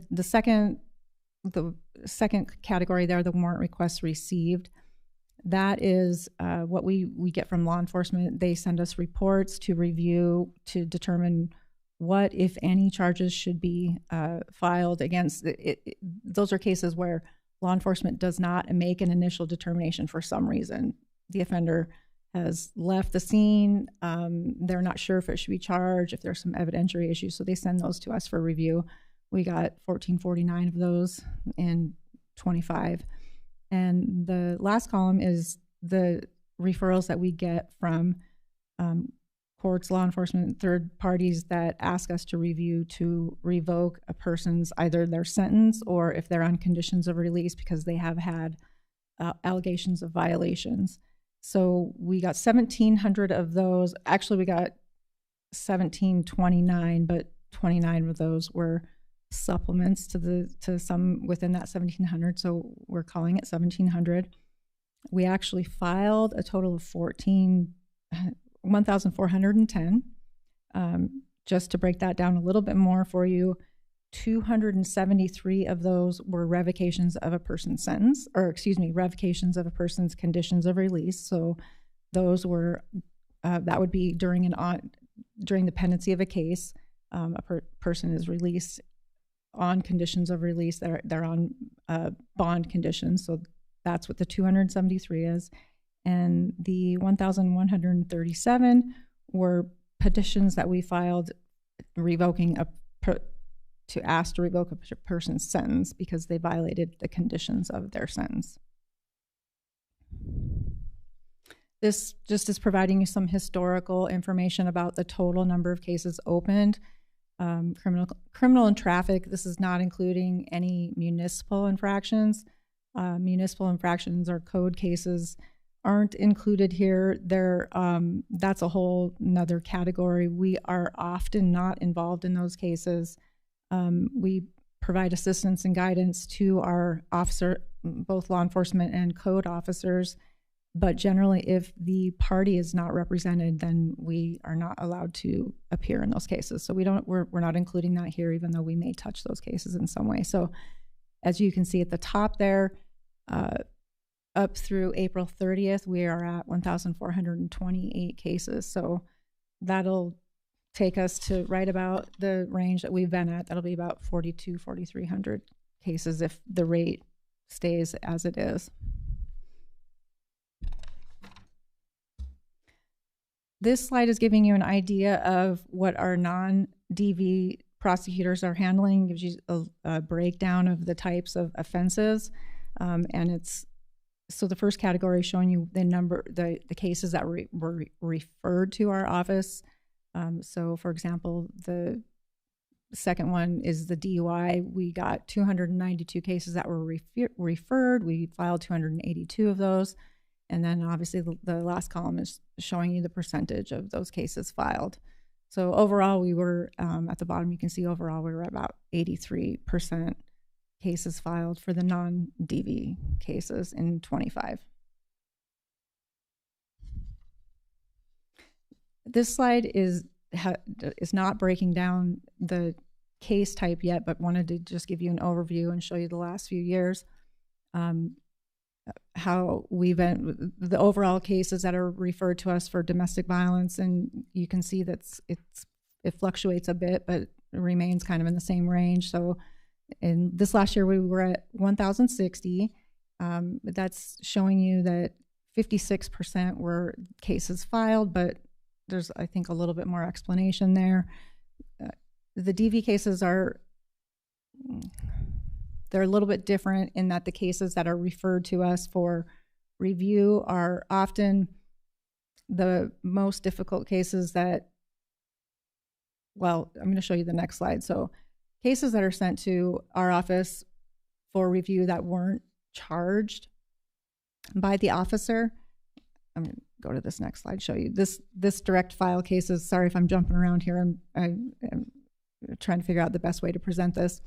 So in 2024, we developed a process with the court that officers could direct file into the court for instances where it was very clear that there was probable cause, and the officer would normally charge it, but for the fact that the offender fled the scene.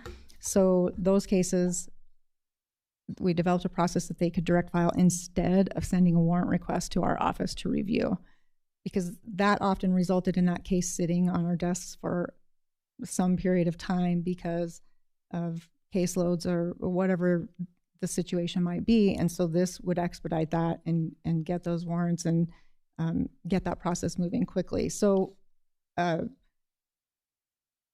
case number referral that's I'm going to show you here is the cases referred versus cases filed.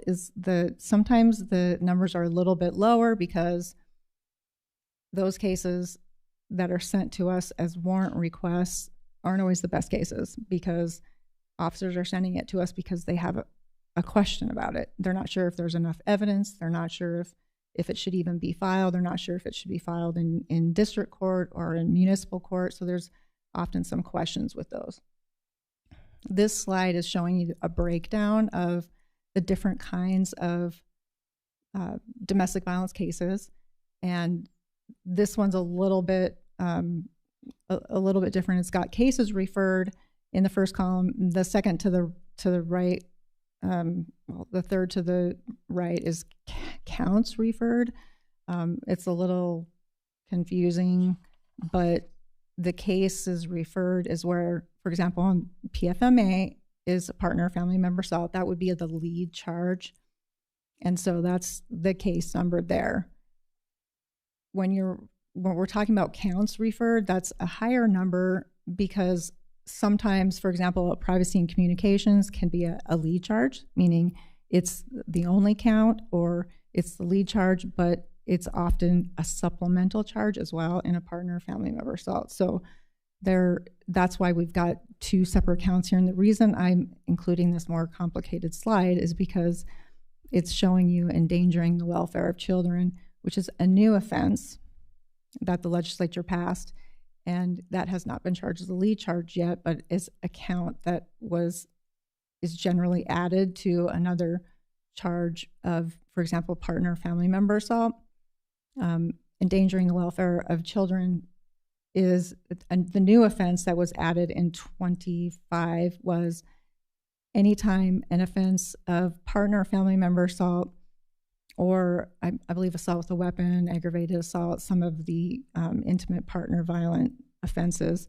If there's a minor child under 18 that's present, that's its own separate standalone offense. So that is adding some counts that we are now handling, and I wanted to include this because otherwise it wouldn't be on here because it has not been a lead charge, but it's a new offense type that our DV unit is handling.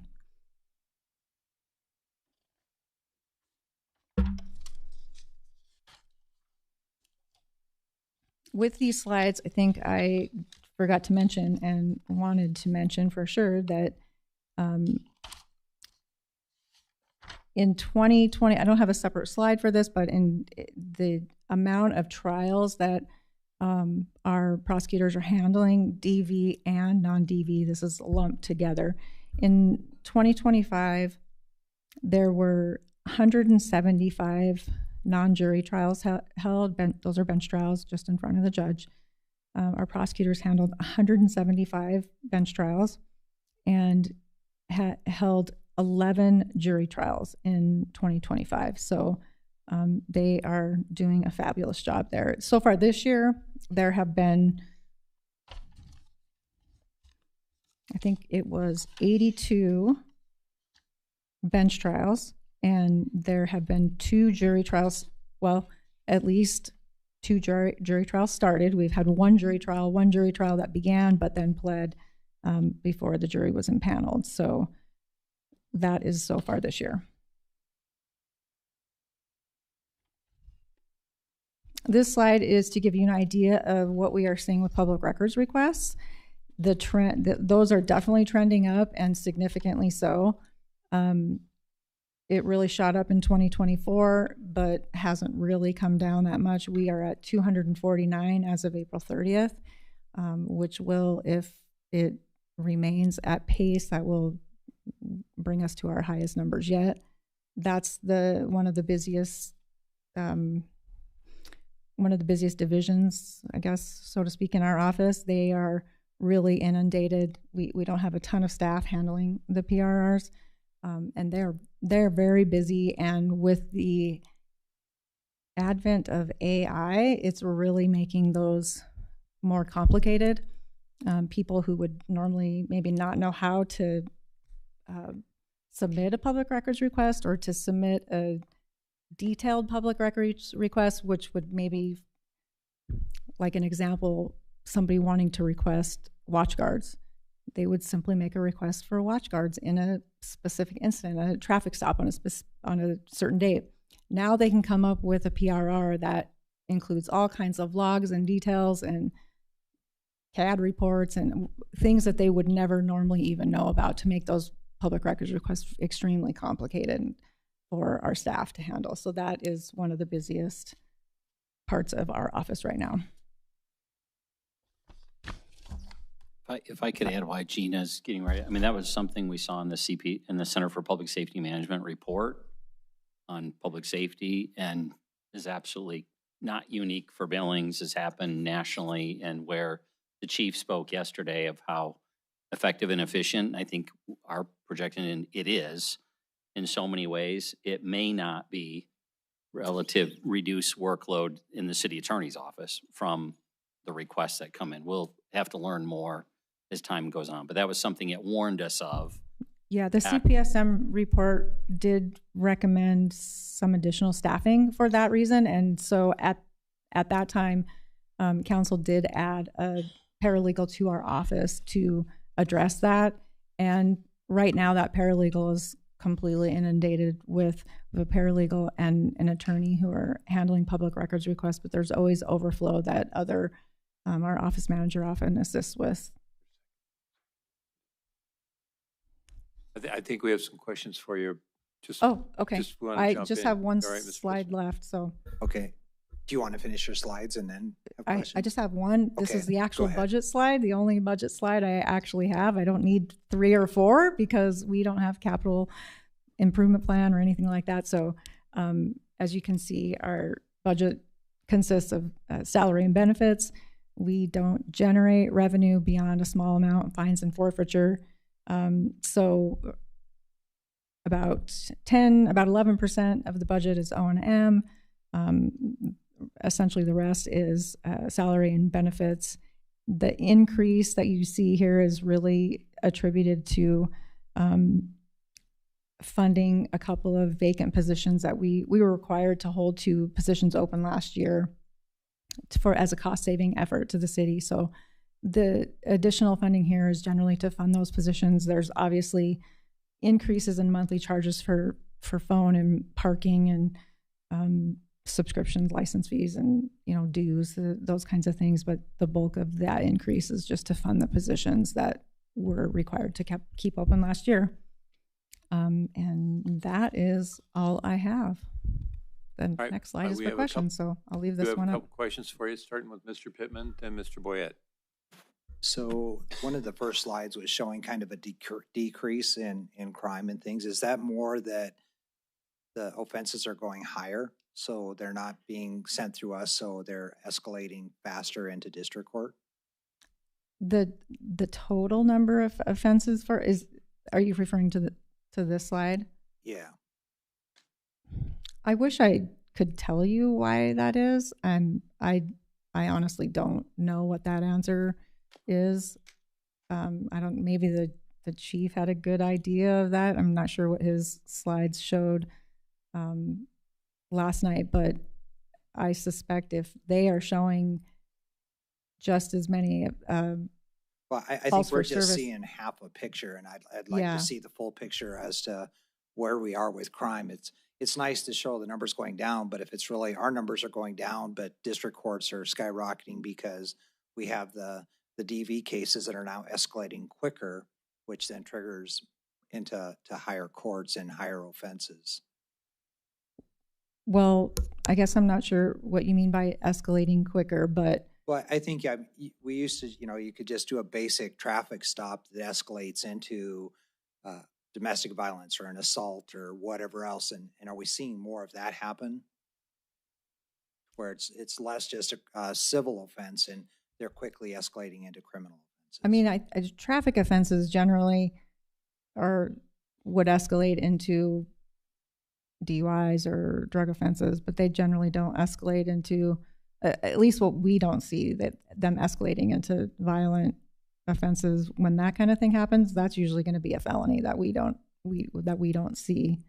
The decrease in the numbers here, I honestly have no idea what this is, other than there's been a lot of law enforcement put on the streets, a lot more law enforcement officers put on the streets in the last several years as a result of the public safety mill levy.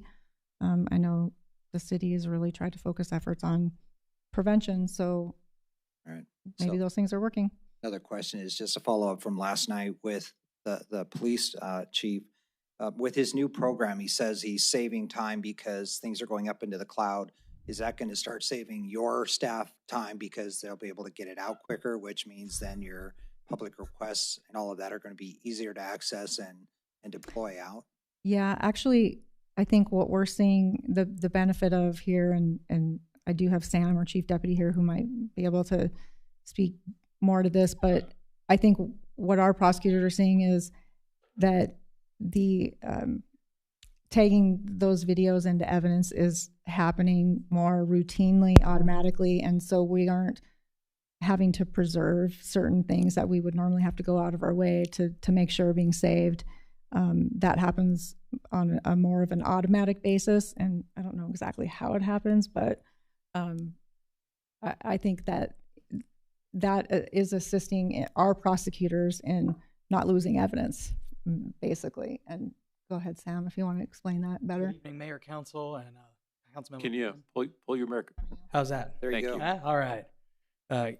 We are currently working on reforming our digital discovery process and working actively on integration with the new implementation of Axon at the Billings Police Department. That has been helpful for us. It used to be the old way, if you wanted to watch guards of your own case, you had to put in a request and then wait a week while evidence prepared it and delivered it to our office in an external hard drive. So now, if we're asking for it, they are able to integrate it instantly to a link that will refresh our case, and it'll show up in our own case management system in its own tab, and it's a clickable link that'll open and play. So that's been huge for us. I think at this point, we're still working through the phase over. The BPD is getting over the last of their cruisers into Axon, and we're working through some of the kinks and making sure that really does pop up on our end. But these are smaller technical issues and just a phased passover. It's going to be a big deal, and it'll help our office provide digital discovery to defense, which, again, is something that evidence has been doing, which is unusual. So this will be much quicker and much more efficient. So as a follow-up to that, so I would like with next year's budget and all of this to have a report on how well this is helping you, so that you maybe are able to keep your staff numbers down, or if you need more. Sometimes technology saves us staff and sometimes it adds staff to it, right? But I'd like to hear a report on how this is integrating and making it more efficient, maybe seeing, even though the records requests may be going higher, that we're getting them done quicker. And ultimately, yeah, I can't speak to public records requests. Mostly for our cases, that allows prosecutors to work their cases much more thoroughly and much more quickly. And that's one of the components of public safety. The faster we can get the system working, the faster it's not being backed up, and then we can get people through the system, adjudicated or put in jail or whatever. So I think that's an important part. When we talk public safety, we always just like to talk the jail, but it's really, if you guys can do your job efficiently and effectively, and everybody can get the information they need in a studious manner, then we can get ahead of this a little bit. It's just one of the spokes in this entire system. And I just have a totally different question. I've always had this question. I had it for 8 years when I was on the council before, but who actually is considered the city council's county attorney? Well, city council doesn't have an attorney for city council. Right. There's a city attorney that represents the city as a whole. So it's my duty to represent the best interests of the city. So that could sometimes involve providing advice to a department or an individual or city council. So I think this is a conversation the council needs to have at some point, and it'll be a budget line, I'm sure. But having somebody, because in all reality, you work for the city administrator and the city of Billings, but sometimes the council needs a separate legal opinion. And it goes back to even just a recent email when we were having you look over a contract.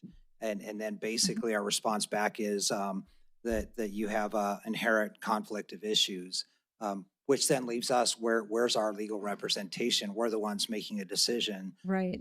Where do we get that counsel? Yeah, that's a really unique situation because it's my understanding in the past when, for example, when Chris was hired back in 2018, 17, whatever year it was, 16, I don't know. It was before I was city attorney, but it was my understanding that there was outside counsel hired to review the contract and to negotiate that contract because it put the city attorney who would be working then for the new city administrator and put them in that difficult position of negotiating this contract. So that's a very unique situation. I think that if council wants to have a discussion about hiring its own attorney, I think there are a lot of considerations that you would need to be aware of there. It's the city attorney's duty, and it's my ethical, moral, and professional legal responsibility to look out for the interests of the city. And so if council were to hire its own attorney separate from the city attorney's office, and we were to have opposing opinions, that's going to present some real problems. And so I think that this is a much bigger discussion than a discussion we could have right now, and willing to have that, but I think that needs to be some that, Mayor, specific time devoted to that issue. Having that conversation, I think, is going to be important going forward, because then it also, I'm not saying, how much that's going to cost, but when we do have to hire outside counsel, is there a budget? Where do you get that money to do that? Does that come out of council funding then, or is it part of generally there's some budgeted in my budget for that, depending on what the issue is. Sometimes the departments themselves will pay for outside counsel, but most frequently it comes from the city attorney's budget. Where would that be in your budget? That's the that is the outside counsel. It's called outside counsel. I think it's identified as outside counsel or in the operations O&M. In the O&M section of the city attorney's budget, and you'll see, if you looked historically, you'll see that number pretty significantly change, because we had a number of lawsuits that we weren't represented on, and so we needed to the policy body, the budget needed to include counsel, outside counsel, to represent the city. I would just. I think it might be is it called outside counsel? Is that the line item? And just as I know you're having it's a side the one that's conversation. 75,000. So whatever that one is called, you can see it there. In all honesty, I think this is one of the first times in a very long time in the history of Billings where we haven't had an attorney sitting on the council. And in a sense, we've gotten some free legal advice, because as far as I can think back, I've literally been able to look at one of my council members who can give us some legal advice, because that's why we hire attorneys, right? To give us advice. And there are going to be unique situations where outside counsel is going to be necessary for some reason. And I'm not saying that shouldn't happen at all. That's not what I'm saying. But if what I understood you to say was to hire like ongoing counsel or outside counsel for city council, I think that would present some issues.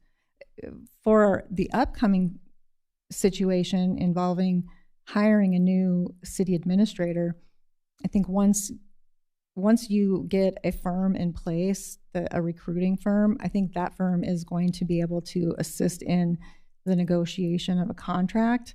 And they're going to have a ton of experience, and those firms probably even have, I don't know, I'm assuming they have legal counsel in their firms that in any event, that's going to provide you a ton of assistance. You may find that you don't need outside counsel at that point, but you certainly have that option to hire an attorney to help negotiate that contract if that's necessary, yeah. Mr. Boyette. Thank you, Mayor. So, if these public requests, I can see where one person could just inundate you with that. We don't charge a dime for this question, or do we charge by page or by hour? We do charge for public records requests. I don't have the fee schedule with me, but we do charge. They get like the first half an hour for free, and then they get charged after that, depending on how much time is required to collect and gather that information. And there are some either copying costs or equipment costs, depending on if it's a thumb drive that the information needs to be put on. So there are some charges for that, but it's not significant. We we don't profit or make any money off that. It's just to cover our we do charge. Mr. Lindley? Thanks, Mayor. Yeah, I had a couple questions. Could you go to the slide where it shows the cases referred and The more for detailed DV one? or the Yeah, the DV one. The DV one. Yeah. This one. Yeah. Perfect. Yeah, so I don't think I saw it anywhere in here. Maybe you know it off the top of your head or not. Do you have any idea what the conviction rate is across these? We don't gather that information necessarily. I think I might have some. Let's see what I have. I'd be curious to know that. The second question that I had was, one thing that stuck out to me here, well, a couple, but the violation of the order of protection, that is 43% cases filed against referred. Can you give any like anecdotal examples of why something would be referred and not filed in those cases? Well, I think there could be a lot of reasons.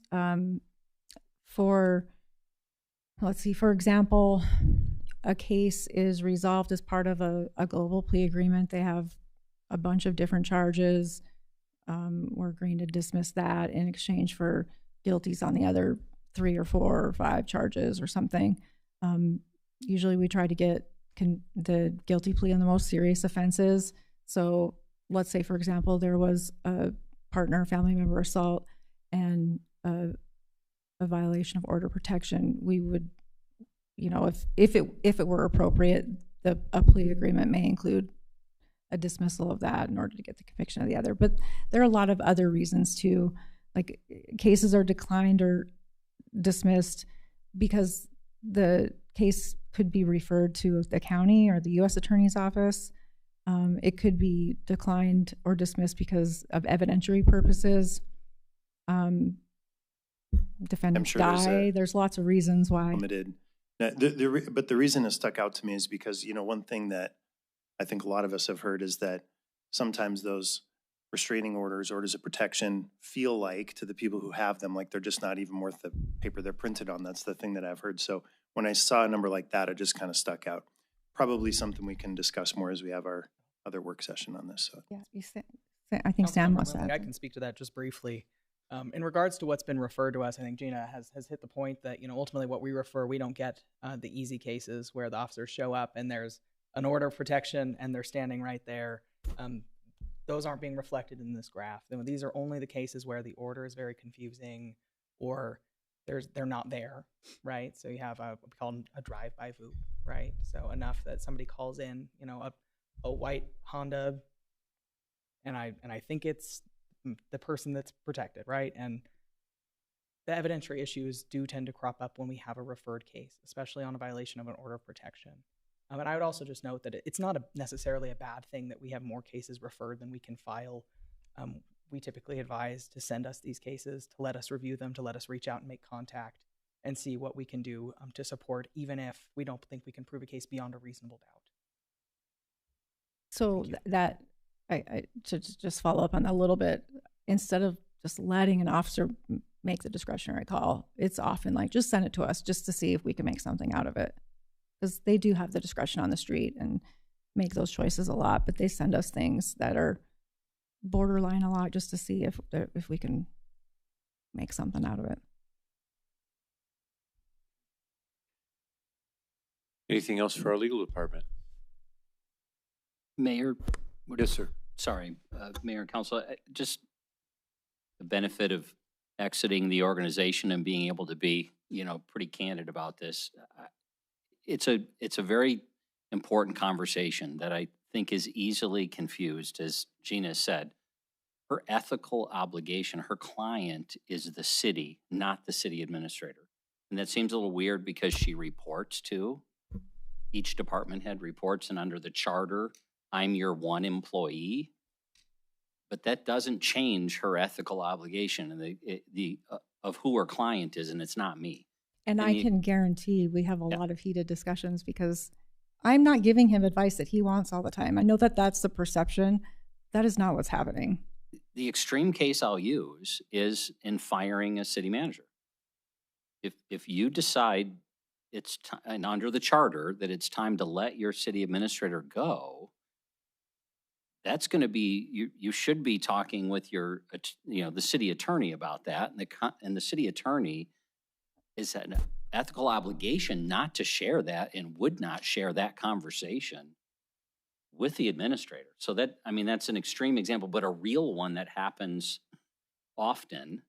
But I think there is a confusion, like the perception that there's a misunderstanding of who the client is. And this position is not the client of the city attorney's office. It's another one of the reasons why I've tried to explain the unique position that the city attorney is in, because while generally council is asked to not contact staff directly, is asked to go through administration, but I'm in a unique position that there may be circumstances that you need to discuss. You need to contact me directly, and you cannot or should not be contacting me through the city administrator. So the city attorney is the one unique position in that respect. And lastly, none of that, as Gina said, none of that is to imply that there aren't many cases where we and you decide that you want outside counsel because of an expertise or a knowledge base that you don't have in-house. So it's not to say you don't hire outside counsel. We absolutely hire, recommend, and pursue that of an expertise to represent and serve the community and serve you guys. So as part of my obligation, if we don't have the expertise in-house, we need to get it for the city. So in those situations, we do hire outside counsel. Thank you.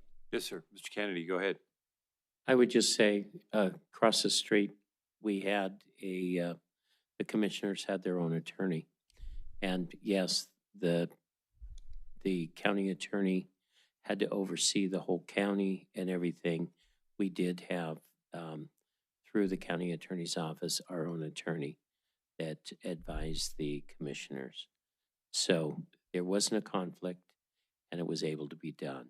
So it's something that can be done. And just to clarify, I do advise counsel, and I am your attorney in that respect because I'm assigned to you, just like Melissa is assigned to the county commissioners. I think you have conflicts.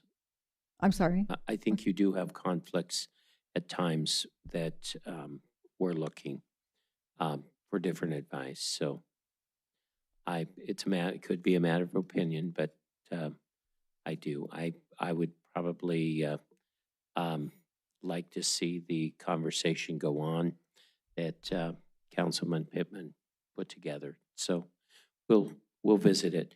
I want to go back to your budget. You have two positions that you're asking for this year that you want to fill.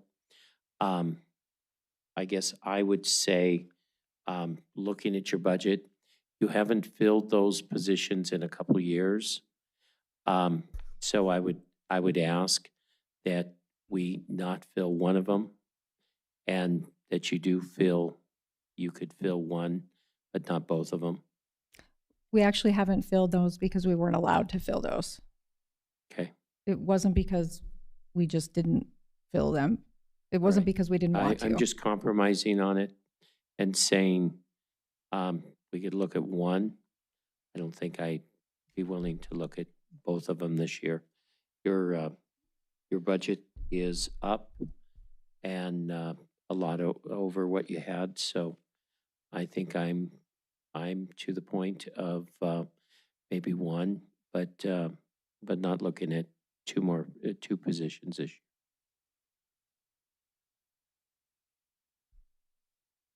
All right. Any more questions for our city attorney? Thank you very much. Thank you. Appreciate it. Fire department.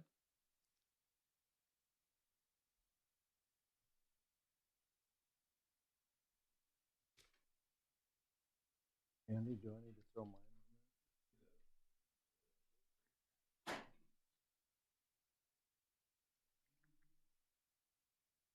while you guys are setting up, there's been a request for a break. Are we okay for an 11-minute break?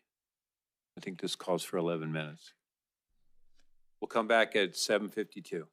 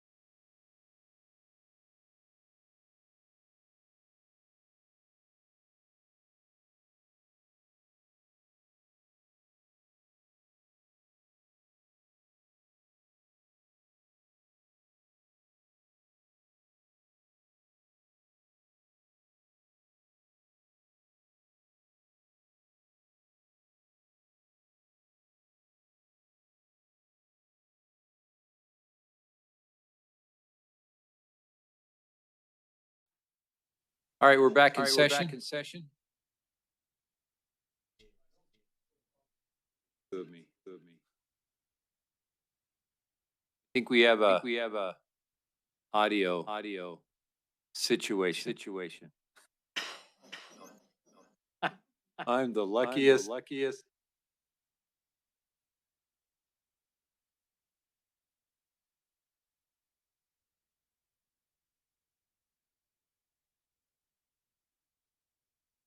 Pretty good. That's how it stopped.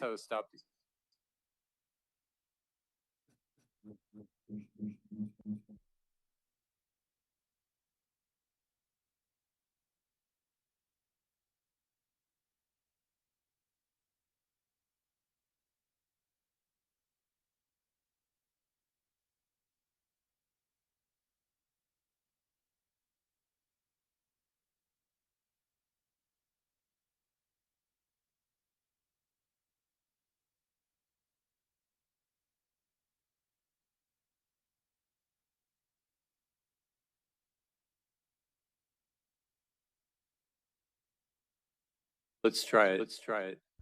No. Testing.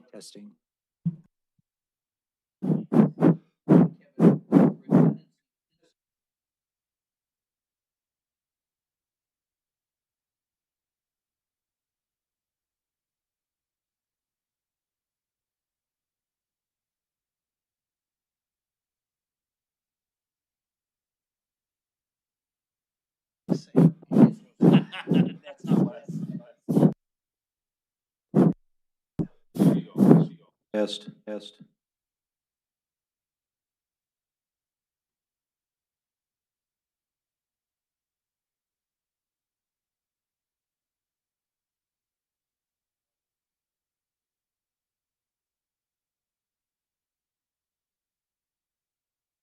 We're just going to blame Scott.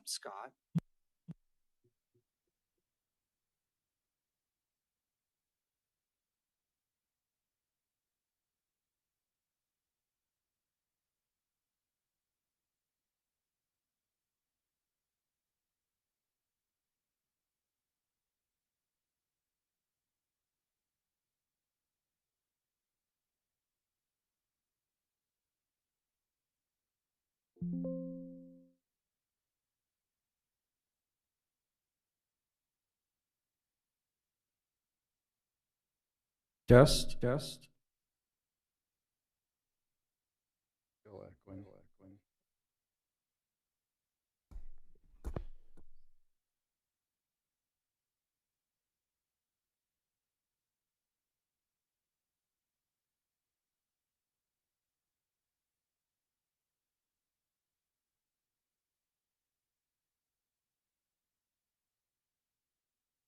I'm gonna try to reboot the system. So if we lose you, Scott, then just log back on.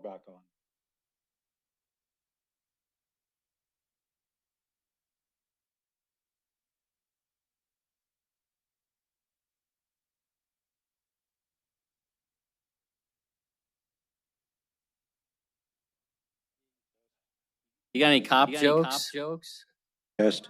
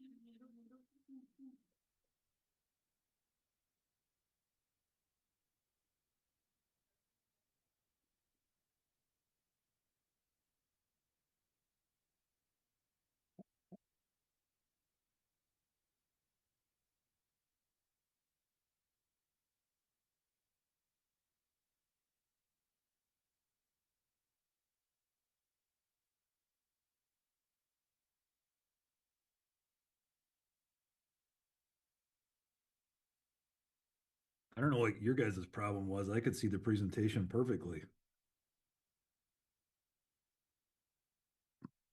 Scott's not echoing, so.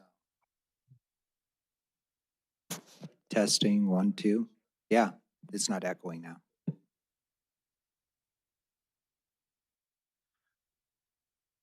Sounds good on my end. Welcome, Ms. Aguirre. Nice to have you with us. Thanks. I've been watching for a little bit now.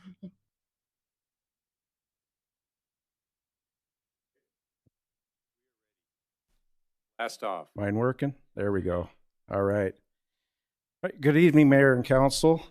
Just want to preface a little bit with how I'm going to begin, and just have a little narrative that I'd like to read first. But the reason behind that is when it comes to fire departments, you know, we always tease between police and fire, how everybody likes the firemen, and myself and St. John go back and forth. But, you know, the public seems to like everything we do. They don't get to see as much of us as them, and they seem to, for whatever reason, you know, think that there's not a lot of challenges with inside the fire department. So that's a little bit behind about what I want to present tonight, is just an understanding of, you know, what my thought processes are, what my staff's thought processes are when we build these budgets and do what we need to do for the citizens of Billings. So that's my focus tonight, is just to try to open that up. Something I ran on going for this position is just building that relationship with you so you can understand truly what we do and what our ask is when we come to situations like this. So with that, I just want to thank you for the opportunity to present the proposed budget for the fire department. This year's proposal reflects a status quo approach designed to maintain our current level of service within the constraints of obviously our property tax revenue and the changes in tax law that impacted both the fire department and the 911 center that it falls under the fire department. Quite simply, it's an operating budget built to sustain current service delivery, not to meet the growing demands placed upon our department and the community. Since the fire department completed formal studies in 2018 and a study since then and developed a long-range master plan, it's been clear that our department does need to grow. Those findings were not theoretical. They were grounded in data, national standards, and real-world risk. In the years since, I myself has aggressively continued to engage at the local, state, and national level, working alongside my peers and subject matter experts to study the impacts of these staffing levels that we'll be talking about tonight. I've observed firsthand how departments across the country are navigating similar challenges, and more importantly, the consequences when they're unable to meet certain staffing levels. The evidence is consistent minimum staffing increases firefighter risks and also the public we serve. I stand beside you, or in front of you, with 35 years of experience in the fire service. I do not take lightly the responsibility of advising you on matters that affect life safety. This is not just a professional obligation, it's also a personal one. Every day, I carry the weight of knowing the decisions we make or fail to make can have real consequences. My duty is to ensure that the men and women of this department go home safely, and that when our community calls for help, we are prepared to respond effectively. Operating at current staffing levels places a significant strain on our personnel. It impacts not only operational effectiveness, but also mental health. Mental health is a big thing in the fire service and all emergency services right now. Working in an environment where crews are stretched thin leads to fatigue, stress, and an increased risk of error. Over time, this takes a toll on individuals, their families, and our organization. More critically, it raises the very possibility of a worst-case scenario, a line of duty death that could have been prevented with adequate staffing and resources. I know line of duty death is a big term. You know, it's something that we don't talk about a lot. And the reason I use that term is as I engage, you know, at the local, state, and national level, I speak with other chiefs that thought that very same thing. It won't happen here. Very similar to operations that we have, same challenges we have. I am completely, an understanding of what our challenges are. But it's a big deal, and it's just a day that I never want to visit in my entire career. I truly understand the gravity of requesting increased financial support, particularly when it will affect our taxpayers. I want to assure you that this department remains committed to being responsible stewards of public funds. We continually evaluate our operations for efficiency and will actively explore alternative revenue sources to supplement our budget. However, there's a threshold where we cannot responsibly operate without compromising safety. So for today, I'm just asking that you trust, not as a matter of opinion, but as a matter of professional expertise and evidence-based practice. I'm asking for your support in addressing these challenges in a way that balances fiscal responsibility with our fundamental obligation to protect life and property. The decisions you make will shape the safety and resilience of this community for years to come. I urge you to consider not just the cost of action, but the cost of inaction. Starting from here, just looking at the photo, I'll quiz Mayor Nelson. Do you know where that city hall was? That was in the early 1900s. Right across the street from the Northern. That's where the Western Security Building was. So a little bit behind that picture is obviously we've moved far beyond that, and we continue to grow. With your support, you have helped us grow in recent years. That's just something that we look back on in the fire service that we're obviously we're growing. So for your reference, all of my information is on page 244 through 253 in the budget book, and that's my budget overview. Before I begin, you're going to look at that overview, and the first part of that overview may not match my first slide that I get into, and I'll explain if this works.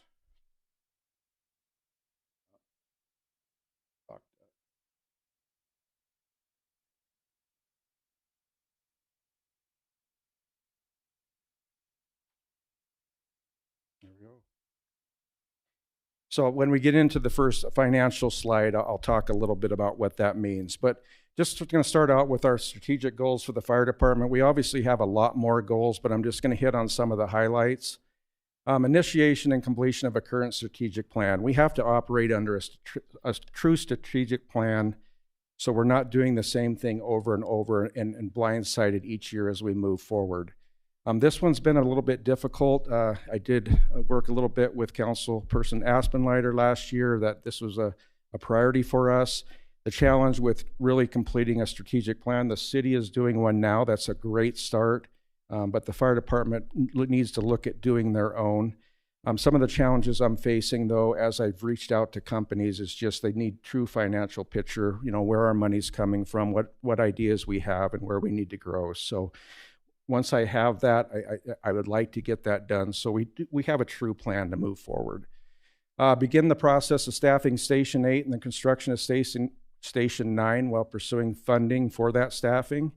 Obviously, that's something I'll dig into a little bit deeper, but just start that process and what that's going to look like and what we need to do to make that happen.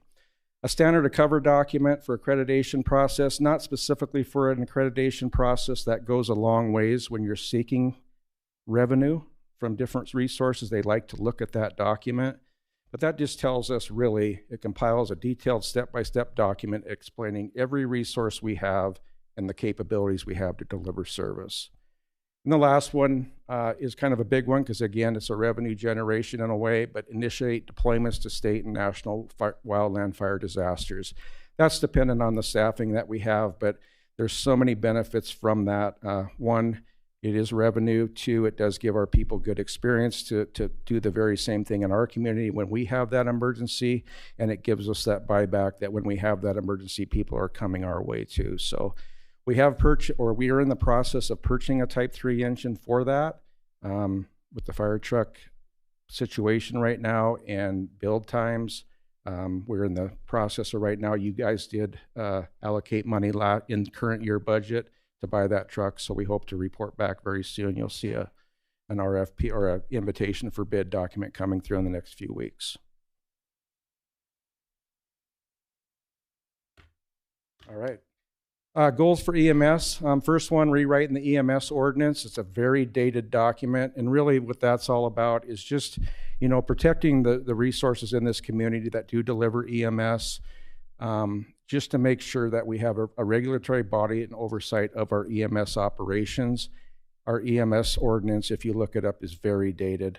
Basically, somebody can buy a business license and be in operation as an EMS provider. So we got to make sure that we are doing something about that. That's something we talked about last year, but we were able to accomplish one that's lower down here, but I will be working on that.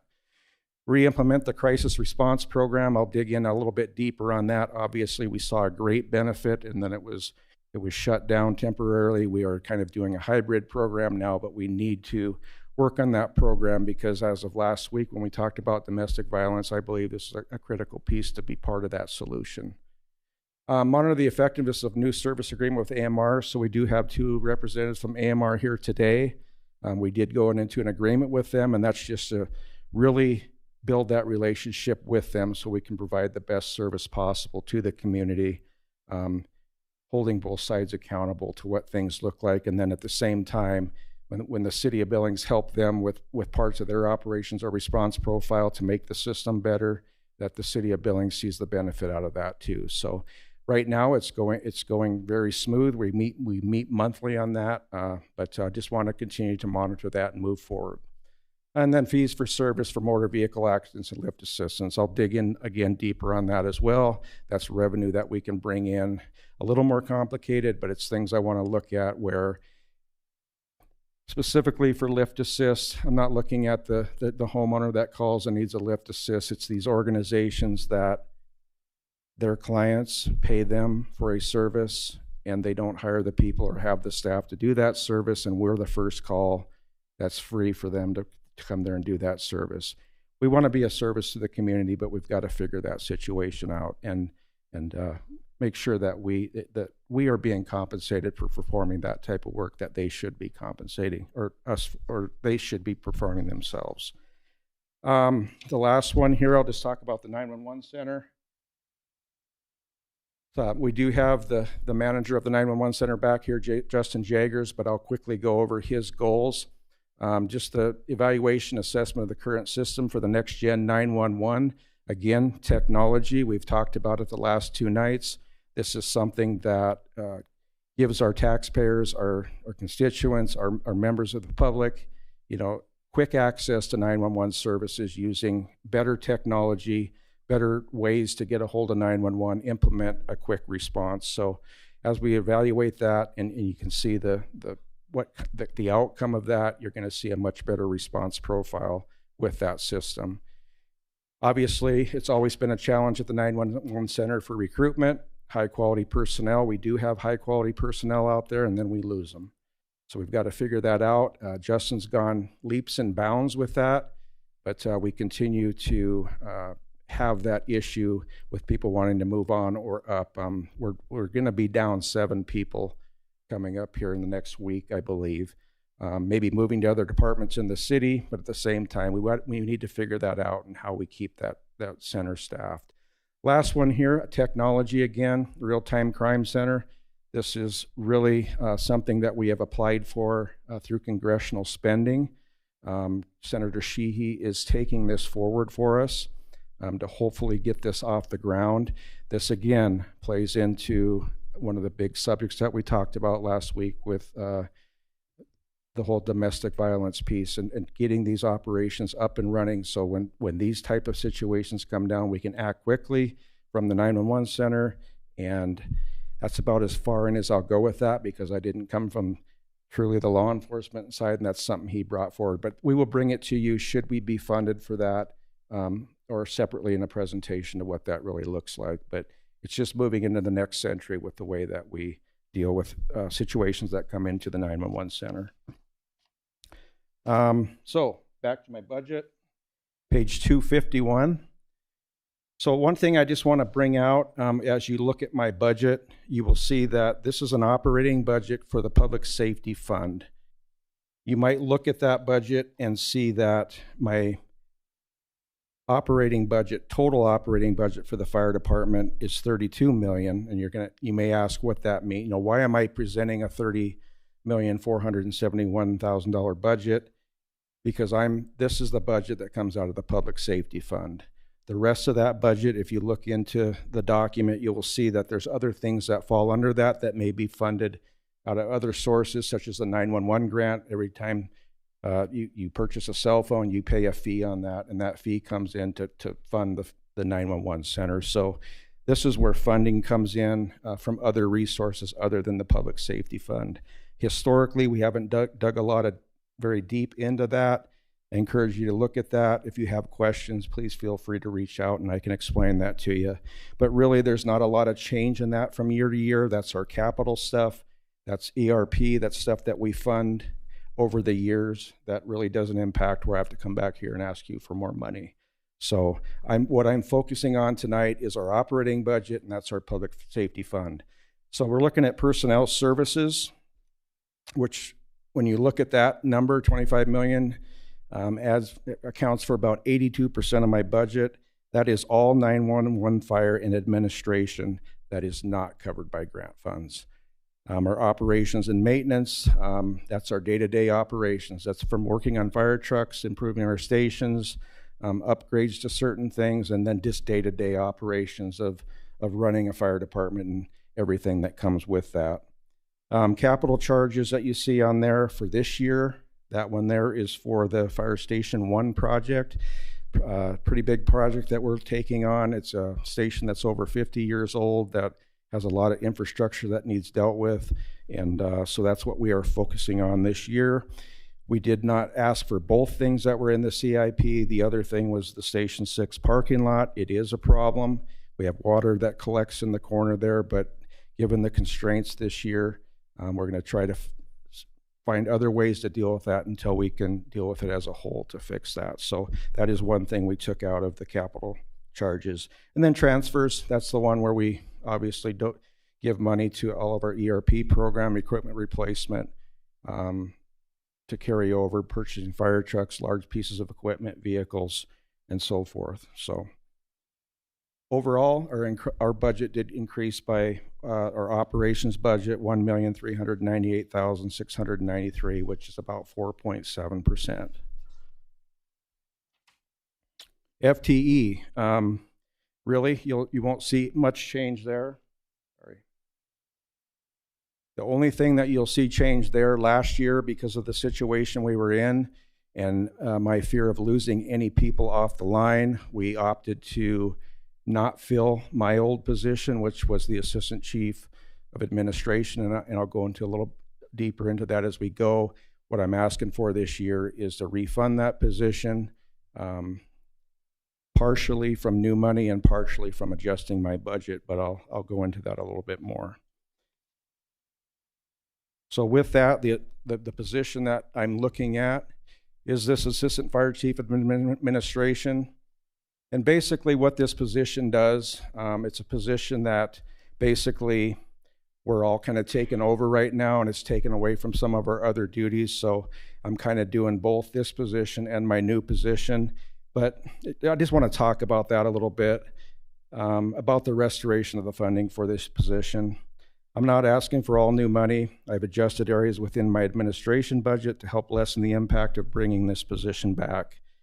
Everything I've discussed this evening, staffing challenges, alternative response models, pursuit of grant funding, regional partnerships, mental health considerations, operational readiness, long-term strategic planning, focused leadership, and dedicated oversight.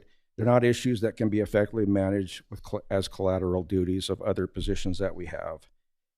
Our executive team is currently operating in a constant state of balancing immediate operational demands with complex administrative responsibilities.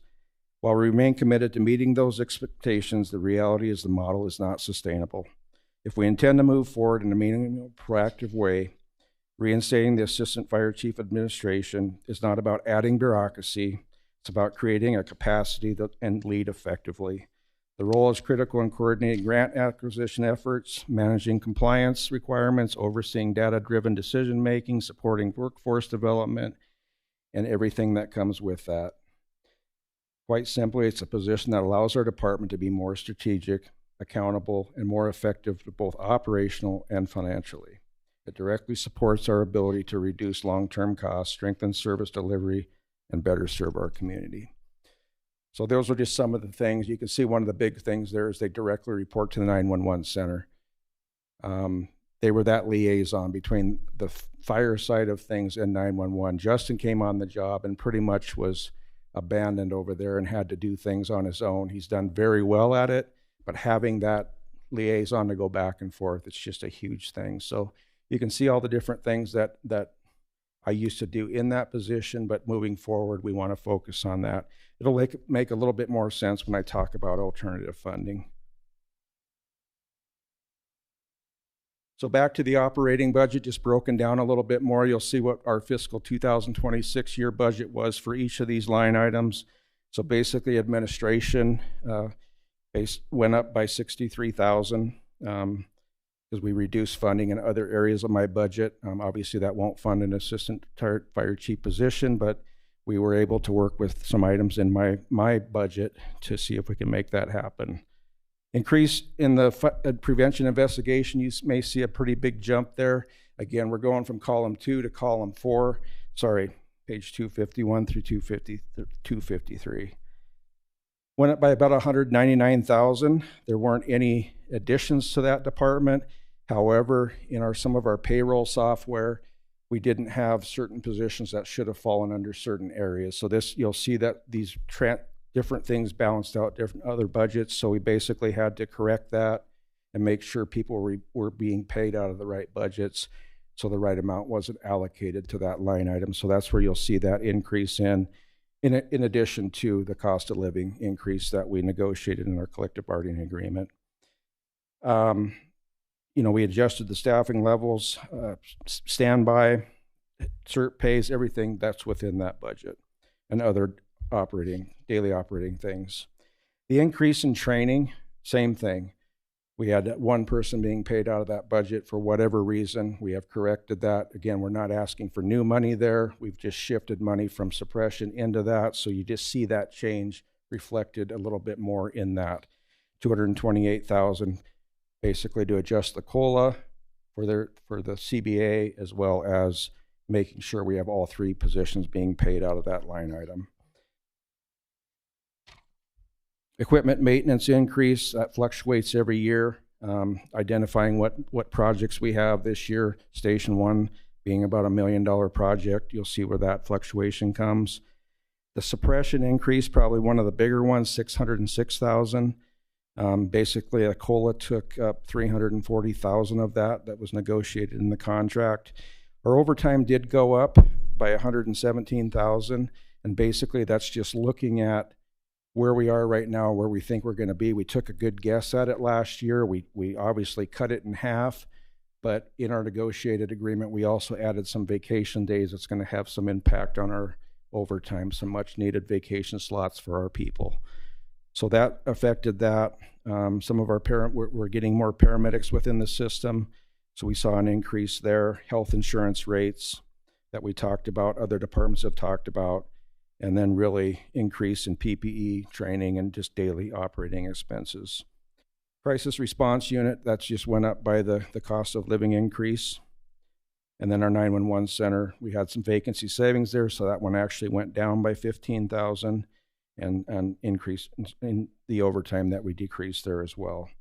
The 911 center, I'm sorry, I jumped ahead of myself there. The communication center equipment, what that increase is we have an individual over there, Yon. I don't know if you've met him, but he's kind of the technology behind all of our radios.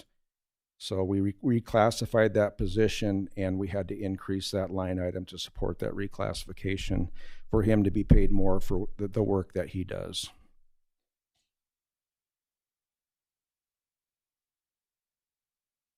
So just looking at personnel allocation, really 70% suppression shouldn't be a surprise to us. 911 takes up about 20% of our total personnel. Training is 2%, prevention 4%, and then admin's 4% of our total personnel allocation budget. Alternative funding. So this is the one that kind of stands out for me tonight. As I've outlined, maintaining our current level of service under constrained property tax revenue is not sustainable long-term strategy if we are serious about protecting both our firefighters and the public. However, I want to be equally clear, asking for increased taxes is not the only path forward. It's not the first option I'm bringing to you. What I'm asking for you today is your support in exploring and taking action on alternative funding strategies that reduce the burden on our taxpayers while still addressing critical operational needs. Many of these opportunities do require some level of local investment or matching funds, but they are designed to multiply the value of every dollar we commit, ultimately saving our community money over long term. For example, we can aggressively pursue what I have the first item up there, federal and state programs such as the Assistance to Firefighters Grant. This is something that we haven't historically done, but great news last week that money was restored. It's been shut down because it falls under the Department of Homeland Security and FEMA. So looking at that, just what that grant is, we call it the SAFER grant, and it's staffing for adequate fire and emergency response. Basically what it does is gives communities the opportunity when they see the need that we have, staffing Station 8, staffing Station 9, those upfront costs are astronomical. They're a lot to take in. So this gives you the opportunity to hire those people using federal funds with a partial match in the initial phases. Unfortunately, that has gone down over the years. We're hoping that it's going to go back up. I've been out to DC meeting with our legislators to hopefully get that changed. But right now, what that sits at is if you were to use that funding, be awarded that funding based on what you ask for, the first year is they pay for 75% of the wages for your people. The second year, they pay 75% of the wages for all the people that you hire, that you requested. The third year goes down to 35%. It used to be 100 for the previous term. And we understand the feds are dealing with the same issues that we're dealing with. I wouldn't be completely reliant on this with the federal situation right now, but it's just something that I want to throw out there that I would bring to you, once I see more on that, so we can help with that. But some of the other things is obviously expansion of service-based revenue models. This may include cost recovery that I talked about earlier for certain types of responses, such as hazardous materials incidents, motor vehicle accidents, false alarms, specialized technical rescues. These programs ensure that those who create or directly benefit from higher risk services than the fire departments generally provide contribute appropriately rather than placing the full burden on general taxpayers. This is something we're working through our legal department with. It's just more complicated than it sounds, but it's something that I want to pursue and bring back to you and what that looks like. Public-private partnerships is also a viable option, collaborating with local industry, particularly those that present higher operational risks. We have a few of those in this community. Can lead to a shared investment in our training, equipment, infrastructure that benefits both that business community and our emergency responders. We currently do this with our 3 refineries that are within our area. They help us out with training. They help us out with grants each year to purchase certain things. So we'll continue to explore that with other industry. Additionally, we can pursue a dedicated funding mechanism such as impact fees. We are talking about that now. Obviously, that won't be an immediate fix, but as we continue to expand out to the west end, those impact fees are what pay for fire stations to be built. So we need to start looking at that. So looking into the future and what that looks like. Exploring TIF funding, I know that's a hot topic, but across the state and across the nation, that is typically used in the fire arena, as well as community development block grants, other ways to fund fire stations that exist in those areas. I don't know the full details of that, but when I do, I will definitely bring that back and we can have that discussion. Other fire departments are using it successfully across, like I said, the state and the nation. None of these options is without complexity, like I said, and none is a complete solution on its own, but together they represent a strategic approach to funding that is more sustainable, more equitable, and more responsible to the people we serve. What I'm asking from you is not just approval of the budget, but a partnership and a broader strategy With your support, we can pursue these opportunities, leverage outside funding, and build a system that strengthens our department without placing unnecessary strain on our taxpayers. I welcome your consideration exploring these options. I know this requires constant, open transparency to you from me to make these decisions and help find what these solutions are. As the fire chief, my staff and I vow to aggressively seek this funding and bring it to you for your consideration. Some of the other ones we have up here, I talked about most of them. The BRIC grant is something that we're looking at. It's something very new to us, but something that may help us with the fire station situation. Don't know a lot about it yet. It's really new, but definitely bring something back to you when we get to that. This one here, I hate this slide. We show it every year, and really it's just pushing each year forward because we don't have that strategic plan based on what our revenue sources are, based on what our constraints are, what our challenges are. These are just our needs. I hate looking at this because we look at fiscal year 29 when we need to get Station 9 built, and it's $11 million. That's not going to come from tax revenue.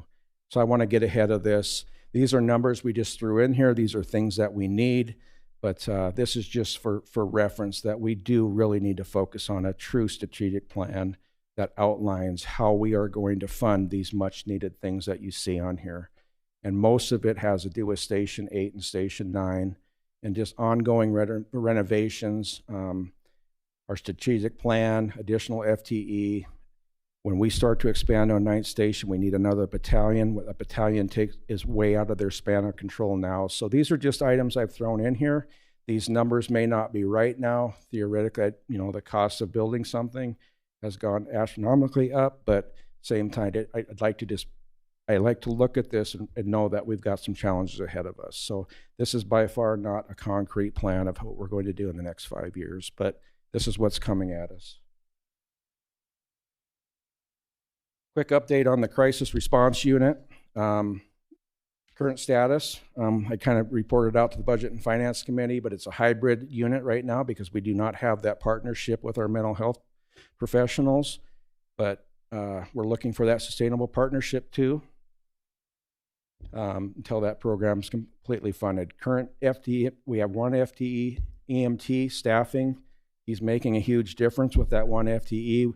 We need to get the second one on board. I was just kind of holding off because there was some promise there of a partnership, and it's kind of going back. But now we have additional options coming towards us, so we need to get the second EMT on board. So we're ready to open the door the second that partnership happens. Exploring alternative funding. There's a partnership. So our grant writer, we have contracted with the fire department, actually works for MSU Billings now, and they are building a clinic at MSU Billings. And at that clinic, it is for graduate students going into the mental health field. And they need to do work like this in a community as part of that program. So she has offered to us to help us with that grant funding, figure that out, and that may be our partner with this program, which is great. It's its incipient phase right now, but I promise to bring that back to you, and hopefully it's good news that that's a partnership we can have to get this thing off the ground.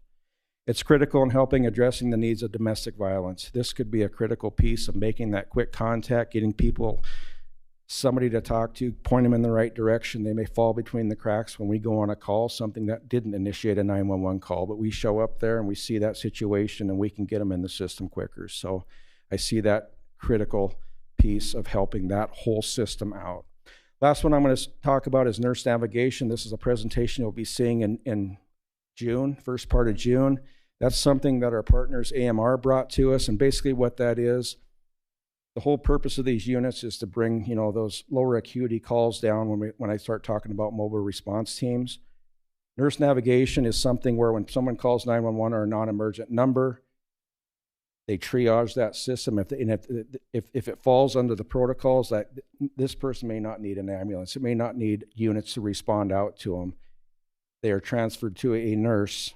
It's not Ask a Nurse. It's a pre-hospital nurse that is employed by AMR. This is no cost to the city. They are bringing this to us to try to bring some of that lower acuity call volume down and get the people help that they can over that. If through the interrogation process that nurse doesn't believe that she can help them or he can help them, it's kicked back into the 911 system. There is a little bit delay, but there's a lot of systems in place to prevent somebody that really needed help from a delay in care. It's just it's a new tool. It's been very successful in the Washington area, and they will, like I said, just going to bring it to you guys. They're going to present, what that is and what that looks like. I think we have a placeholder in June. Just want to say thank you to our next slide, mobile response teams. I can't go without thanking you and everything that you did for that. I just want to acknowledge that, how you supported us in that endeavor within our system, specifically the 2-member mobile response teams that I'm talking about.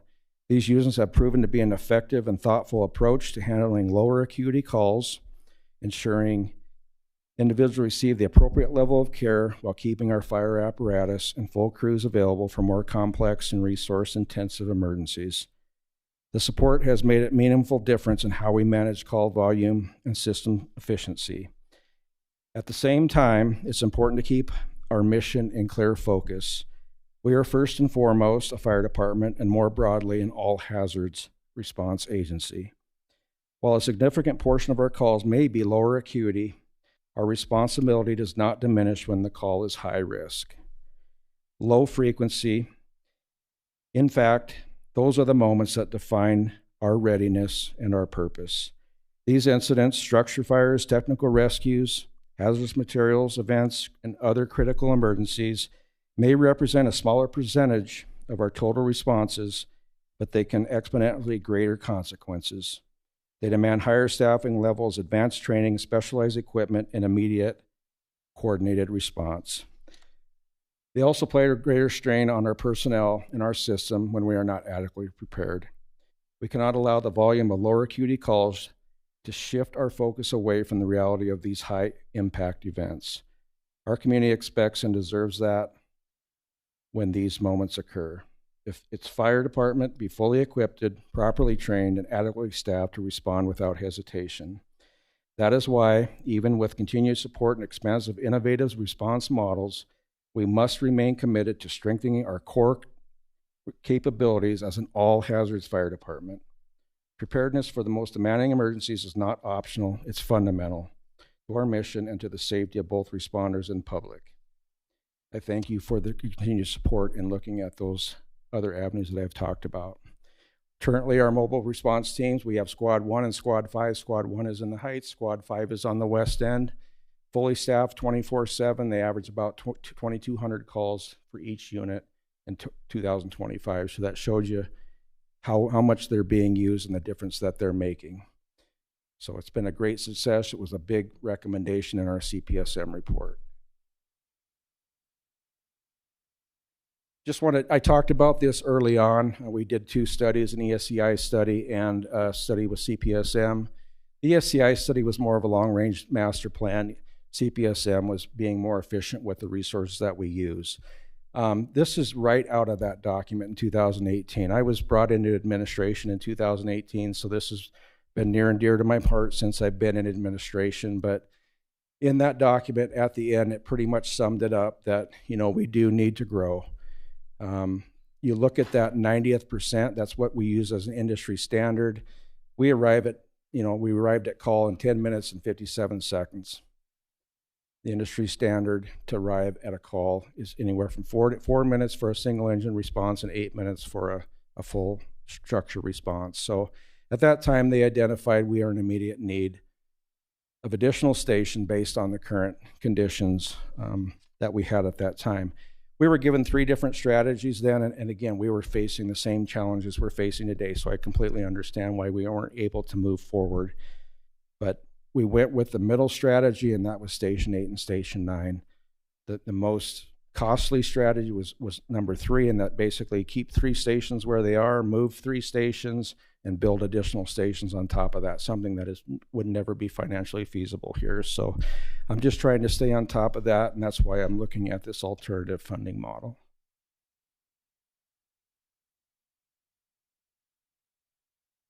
This is just a metric that you can look at in your packets. This is how we came to that. So it's just a metric that's used when you need to build a fire station and add people to certain areas, and we fall in that permanent station is essential in those two areas. We're fortunate that we were able to build Station 8 for a fraction of the cost that it was going to cost, and obviously looking forward at Station 9, understanding that we do have significant financial constraints, and I just want to look at different options to fulfill these different studies. In summary, so just looking at, these are the things that I'm focusing on: emergency response capability, maintain the department's effective response capability, fiscal stewardship. That's a big one to me. We understand that. We understand what our taxpayers are going through right now. Safe and effective service delivery, getting those crisis response services back up and running to its full potential, and then eventually going into community paramedicine program, which is also a CPSM recommendation. That is a program where we have people going out in the field and preventing people from ending up in the hospital when they can be treated in the field. A lot of cities do that now, but that'll be our next endeavor as we move forward. That one could be potentially revenue generating to support that program. Right now, our EMT is actually kind of exploring some of that work and what that would look like. So that's one of the advantages of having that EMT on staff right now. And then obviously implementation of the CPSM recommendations and the ESCI recommendations from 2018.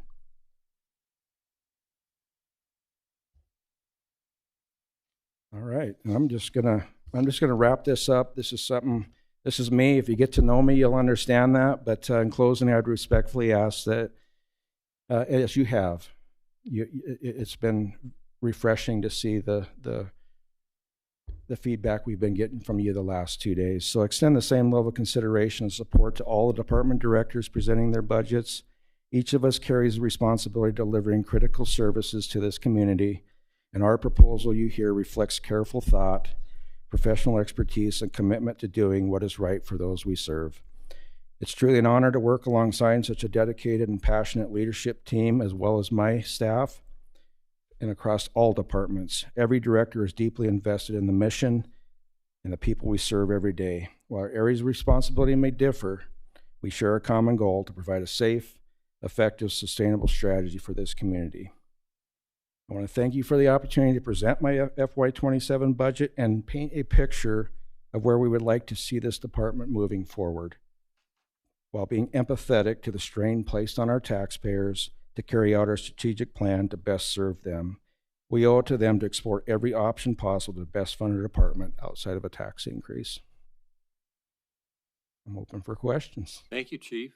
We're going to start with Mr. O'Donnell and then to Mr. Boyette. Thank you, Chief. Highly impressed by the job that you've done and what the department is doing. And when I had the tour of your department, it struck me that there isn't anything that somebody will call 911 for that you will ever respond to say, we don't do that. So thank you very much for that. On the sheet that has the operational expenses on there, it looked like you were under, the actual was under the budget for this year by about 1.3 million. And it looks like your budget request for 27 is about 1.3 million above what was authorized last year. So to me, it looks like it's a wash. Right. But let me say, I was at a meeting last year when you or somebody spoke about budget, maybe the same thing last year. It seemed to me that when the issue of deferred maintenance came up, that you were a little uncomfortable with the position of the department relative to deferred maintenance, with the money going towards Station 8, Station 9, and other things that are improving on. Would you comment on that a little bit? Thank you for that question, Councilperson O'Donnell, Mayor, Council. That's a great question. I may have been uncomfortable with the fact that just this current situation that we're in. Early on, earlier in my career, we didn't do anything with deferred maintenance. We never addressed it. That's why we are where we are today. So I understand it's a big ask. to start taking care of our facilities. We've done a great job. Chief Bentz back here kind of leads that charge along with the facilities department. But there's not a day goes by that this guy doesn't get a call about our facilities and addressing that. So I was probably uncomfortable because I know of the issues that we have, and I want to find ways to address that. Mm-hmm. Thank you. Mr. Boyette? So, two questions. One is, what Councilman O'Donnell said, last year's, the budget was for last year is 29 million. Your estimate is 27.7. That's 1.3 million Okay. that's reduced. I think So we're that- looking at, I'll get back. I'm sorry to interrupt you. I think that was the, I'll go back to this. I know exactly what you're talking about. Whoop. Yeah, so maybe just clarify that. Yeah, so if you look at the second column, that was actually the fiscal year 2026 budget, 29,075. That estimate, what that is at mid-year, Sarah and her crew go through and see what we've spent and kind of predict where we're going to be at the end of the year. With the fire department, we have a lot of big expenditures in the second half of our budget. So I fully expect that we'll, in fact, I know that we will fully use all of the 29 million that was given to us in this last budget year. So that's what the estimate is. We do that mid-year to kind of see where we are and on track so we can give you this presentation. But so I dug deeper in my budget, and we do have some, fairly large payments that we make in the second half of our fiscal year. Thank you. And then one more. So Chris, I don't know, you and I have talked about this in the past, but all the fire departments help the city. But if you build a new one on the west end, it's going to only work the west end. Did we ever talk about having like a fire district where the people who live in that area could pay for that unit? Is there anything such as that in Montana land where from Shiloh West, they want a new fire department, they pay for it? I mean, Montana law, there certainly are fire districts around the state. In fact, we probably have the fewest districts that butt up against the city, at least of the municipalities I've served. And remember, you are serving, this department serves double the square miles of the city, and it's through a contractual relationship with the county. So, to answer your question, yes, a district could be created. That district could be, I guess I'm not sure what it could do relative to the city, but outside the city limits, absolutely. There are fire districts all over the place, and they're carved up in various ways. This community has chosen to be more of the regional service provider in the partnership between the city and some of those areas. Not all. Lockwood is, completely separate. So, yes, you can create districts. Yes, they exist all over the state. I don't think they're a more efficient way than what we have now. I think what we have here is a good method. The question will always be, on both sides, is it equitable? Is what the non-city residents are contributing, are they contributing their fair share to the service that they're providing, and how it stretches our department, while at the same time, Chief can do this a lot better than me. If you said tomorrow, we're gonna back up to the city limit signs or borders, there's a fair amount of revenue coming into the city from that contractual relationship that I don't think the chief would say we need to back off on how many stations we have. Yeah, thank you. And I can expand on that a little bit. That always comes up. So we obviously have the Billings Urban Fire Service area, just as big as the area that we serve.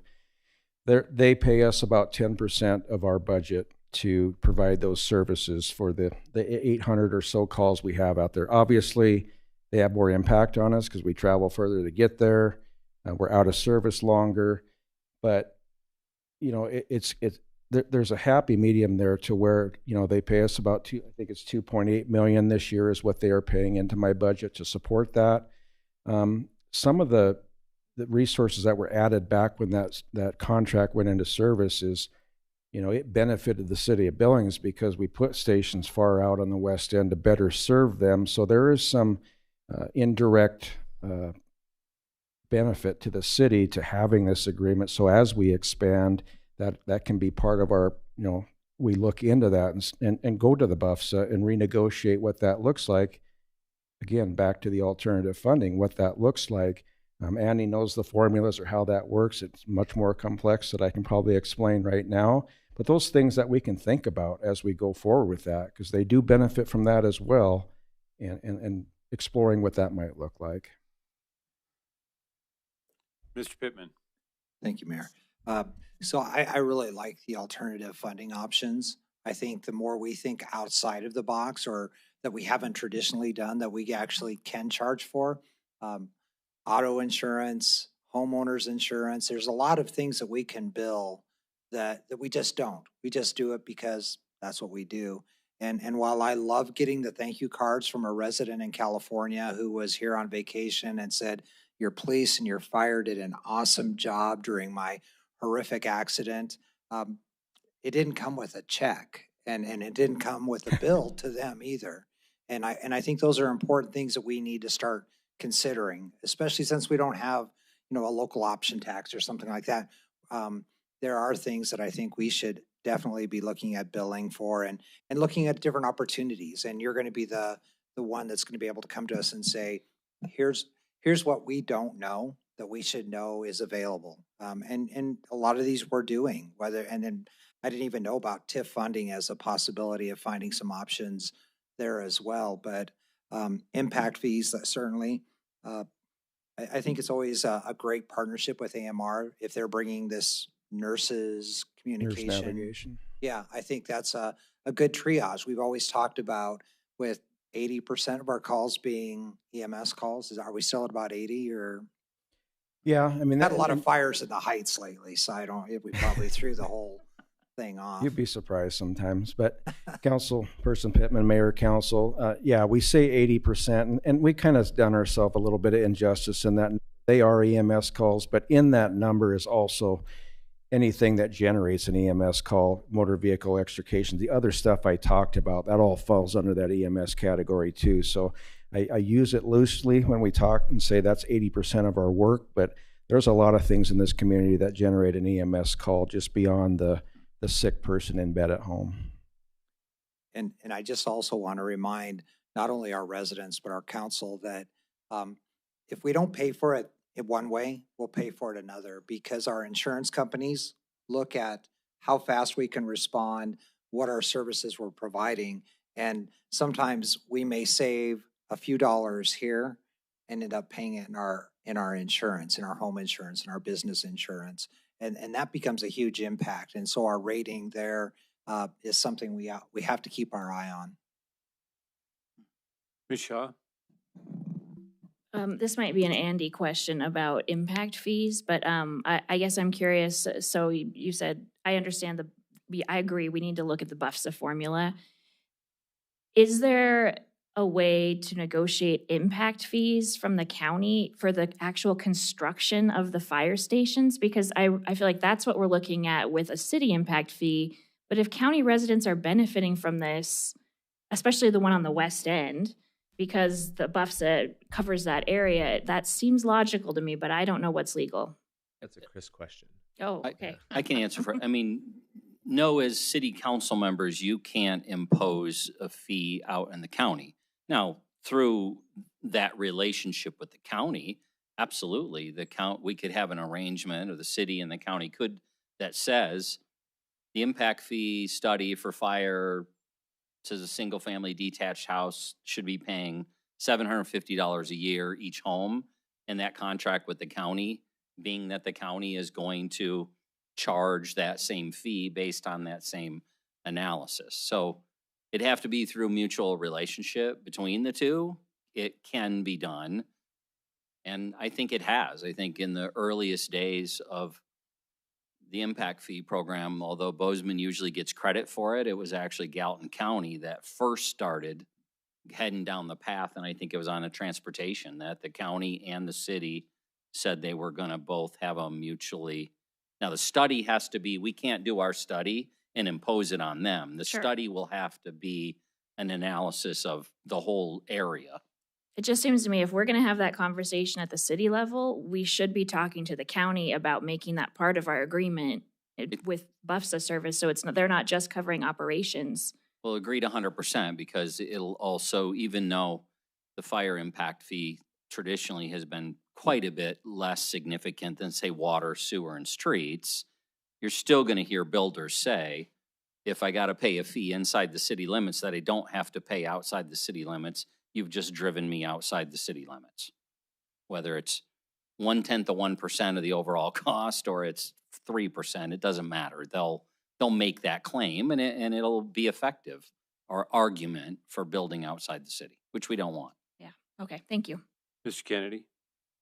Just to follow up with that, you can build the fire station and have the folks there, and then you renegotiate your BUFSA, and you can add your impact fees and costs, which will be higher because you've just added that station.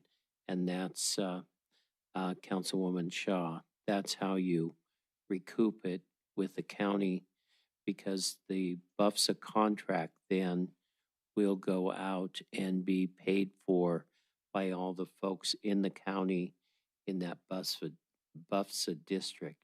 And you can add the total amount of costs that you had with the building the fire station and equipping the fire station and offering those services. I would love to explore that more, because I guess my concern would be that the city builds the building, but then we somehow can't renegotiate the contract with the county. And so city residents are still out all of the money, would be my concern. That should be, because what'll happen is it will, as the chief will tell you, is it lowers their insurance costs by building, and a quicker response will bring down their insurance rates in the county area. Any other questions for our chief? Mr. Pittman? So I'll just give one other plug. As part of the legislative committee, if you're seeing things that are available through either the state or the federal that you need us weighing in on and trying to get some funding. One of the things I learned through COVID is sometimes we just have to call something else to get that piece of equipment. And I'm willing to do that or help you or facilitate that. I know everybody that's on the legislative committee is trying to find ways to access resources. We can't fund it all just on our residents, and nor should we. And I have no problem relying on getting some federal or state dollars. Thank you. Mr. Kennedy? Chief, I just wanted to follow up on one thing, and that's the CRU.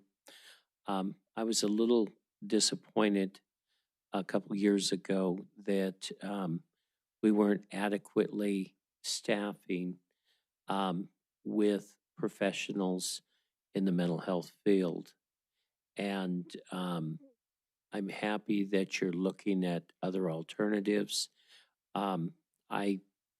I like the peer-to-peer programs and things like that.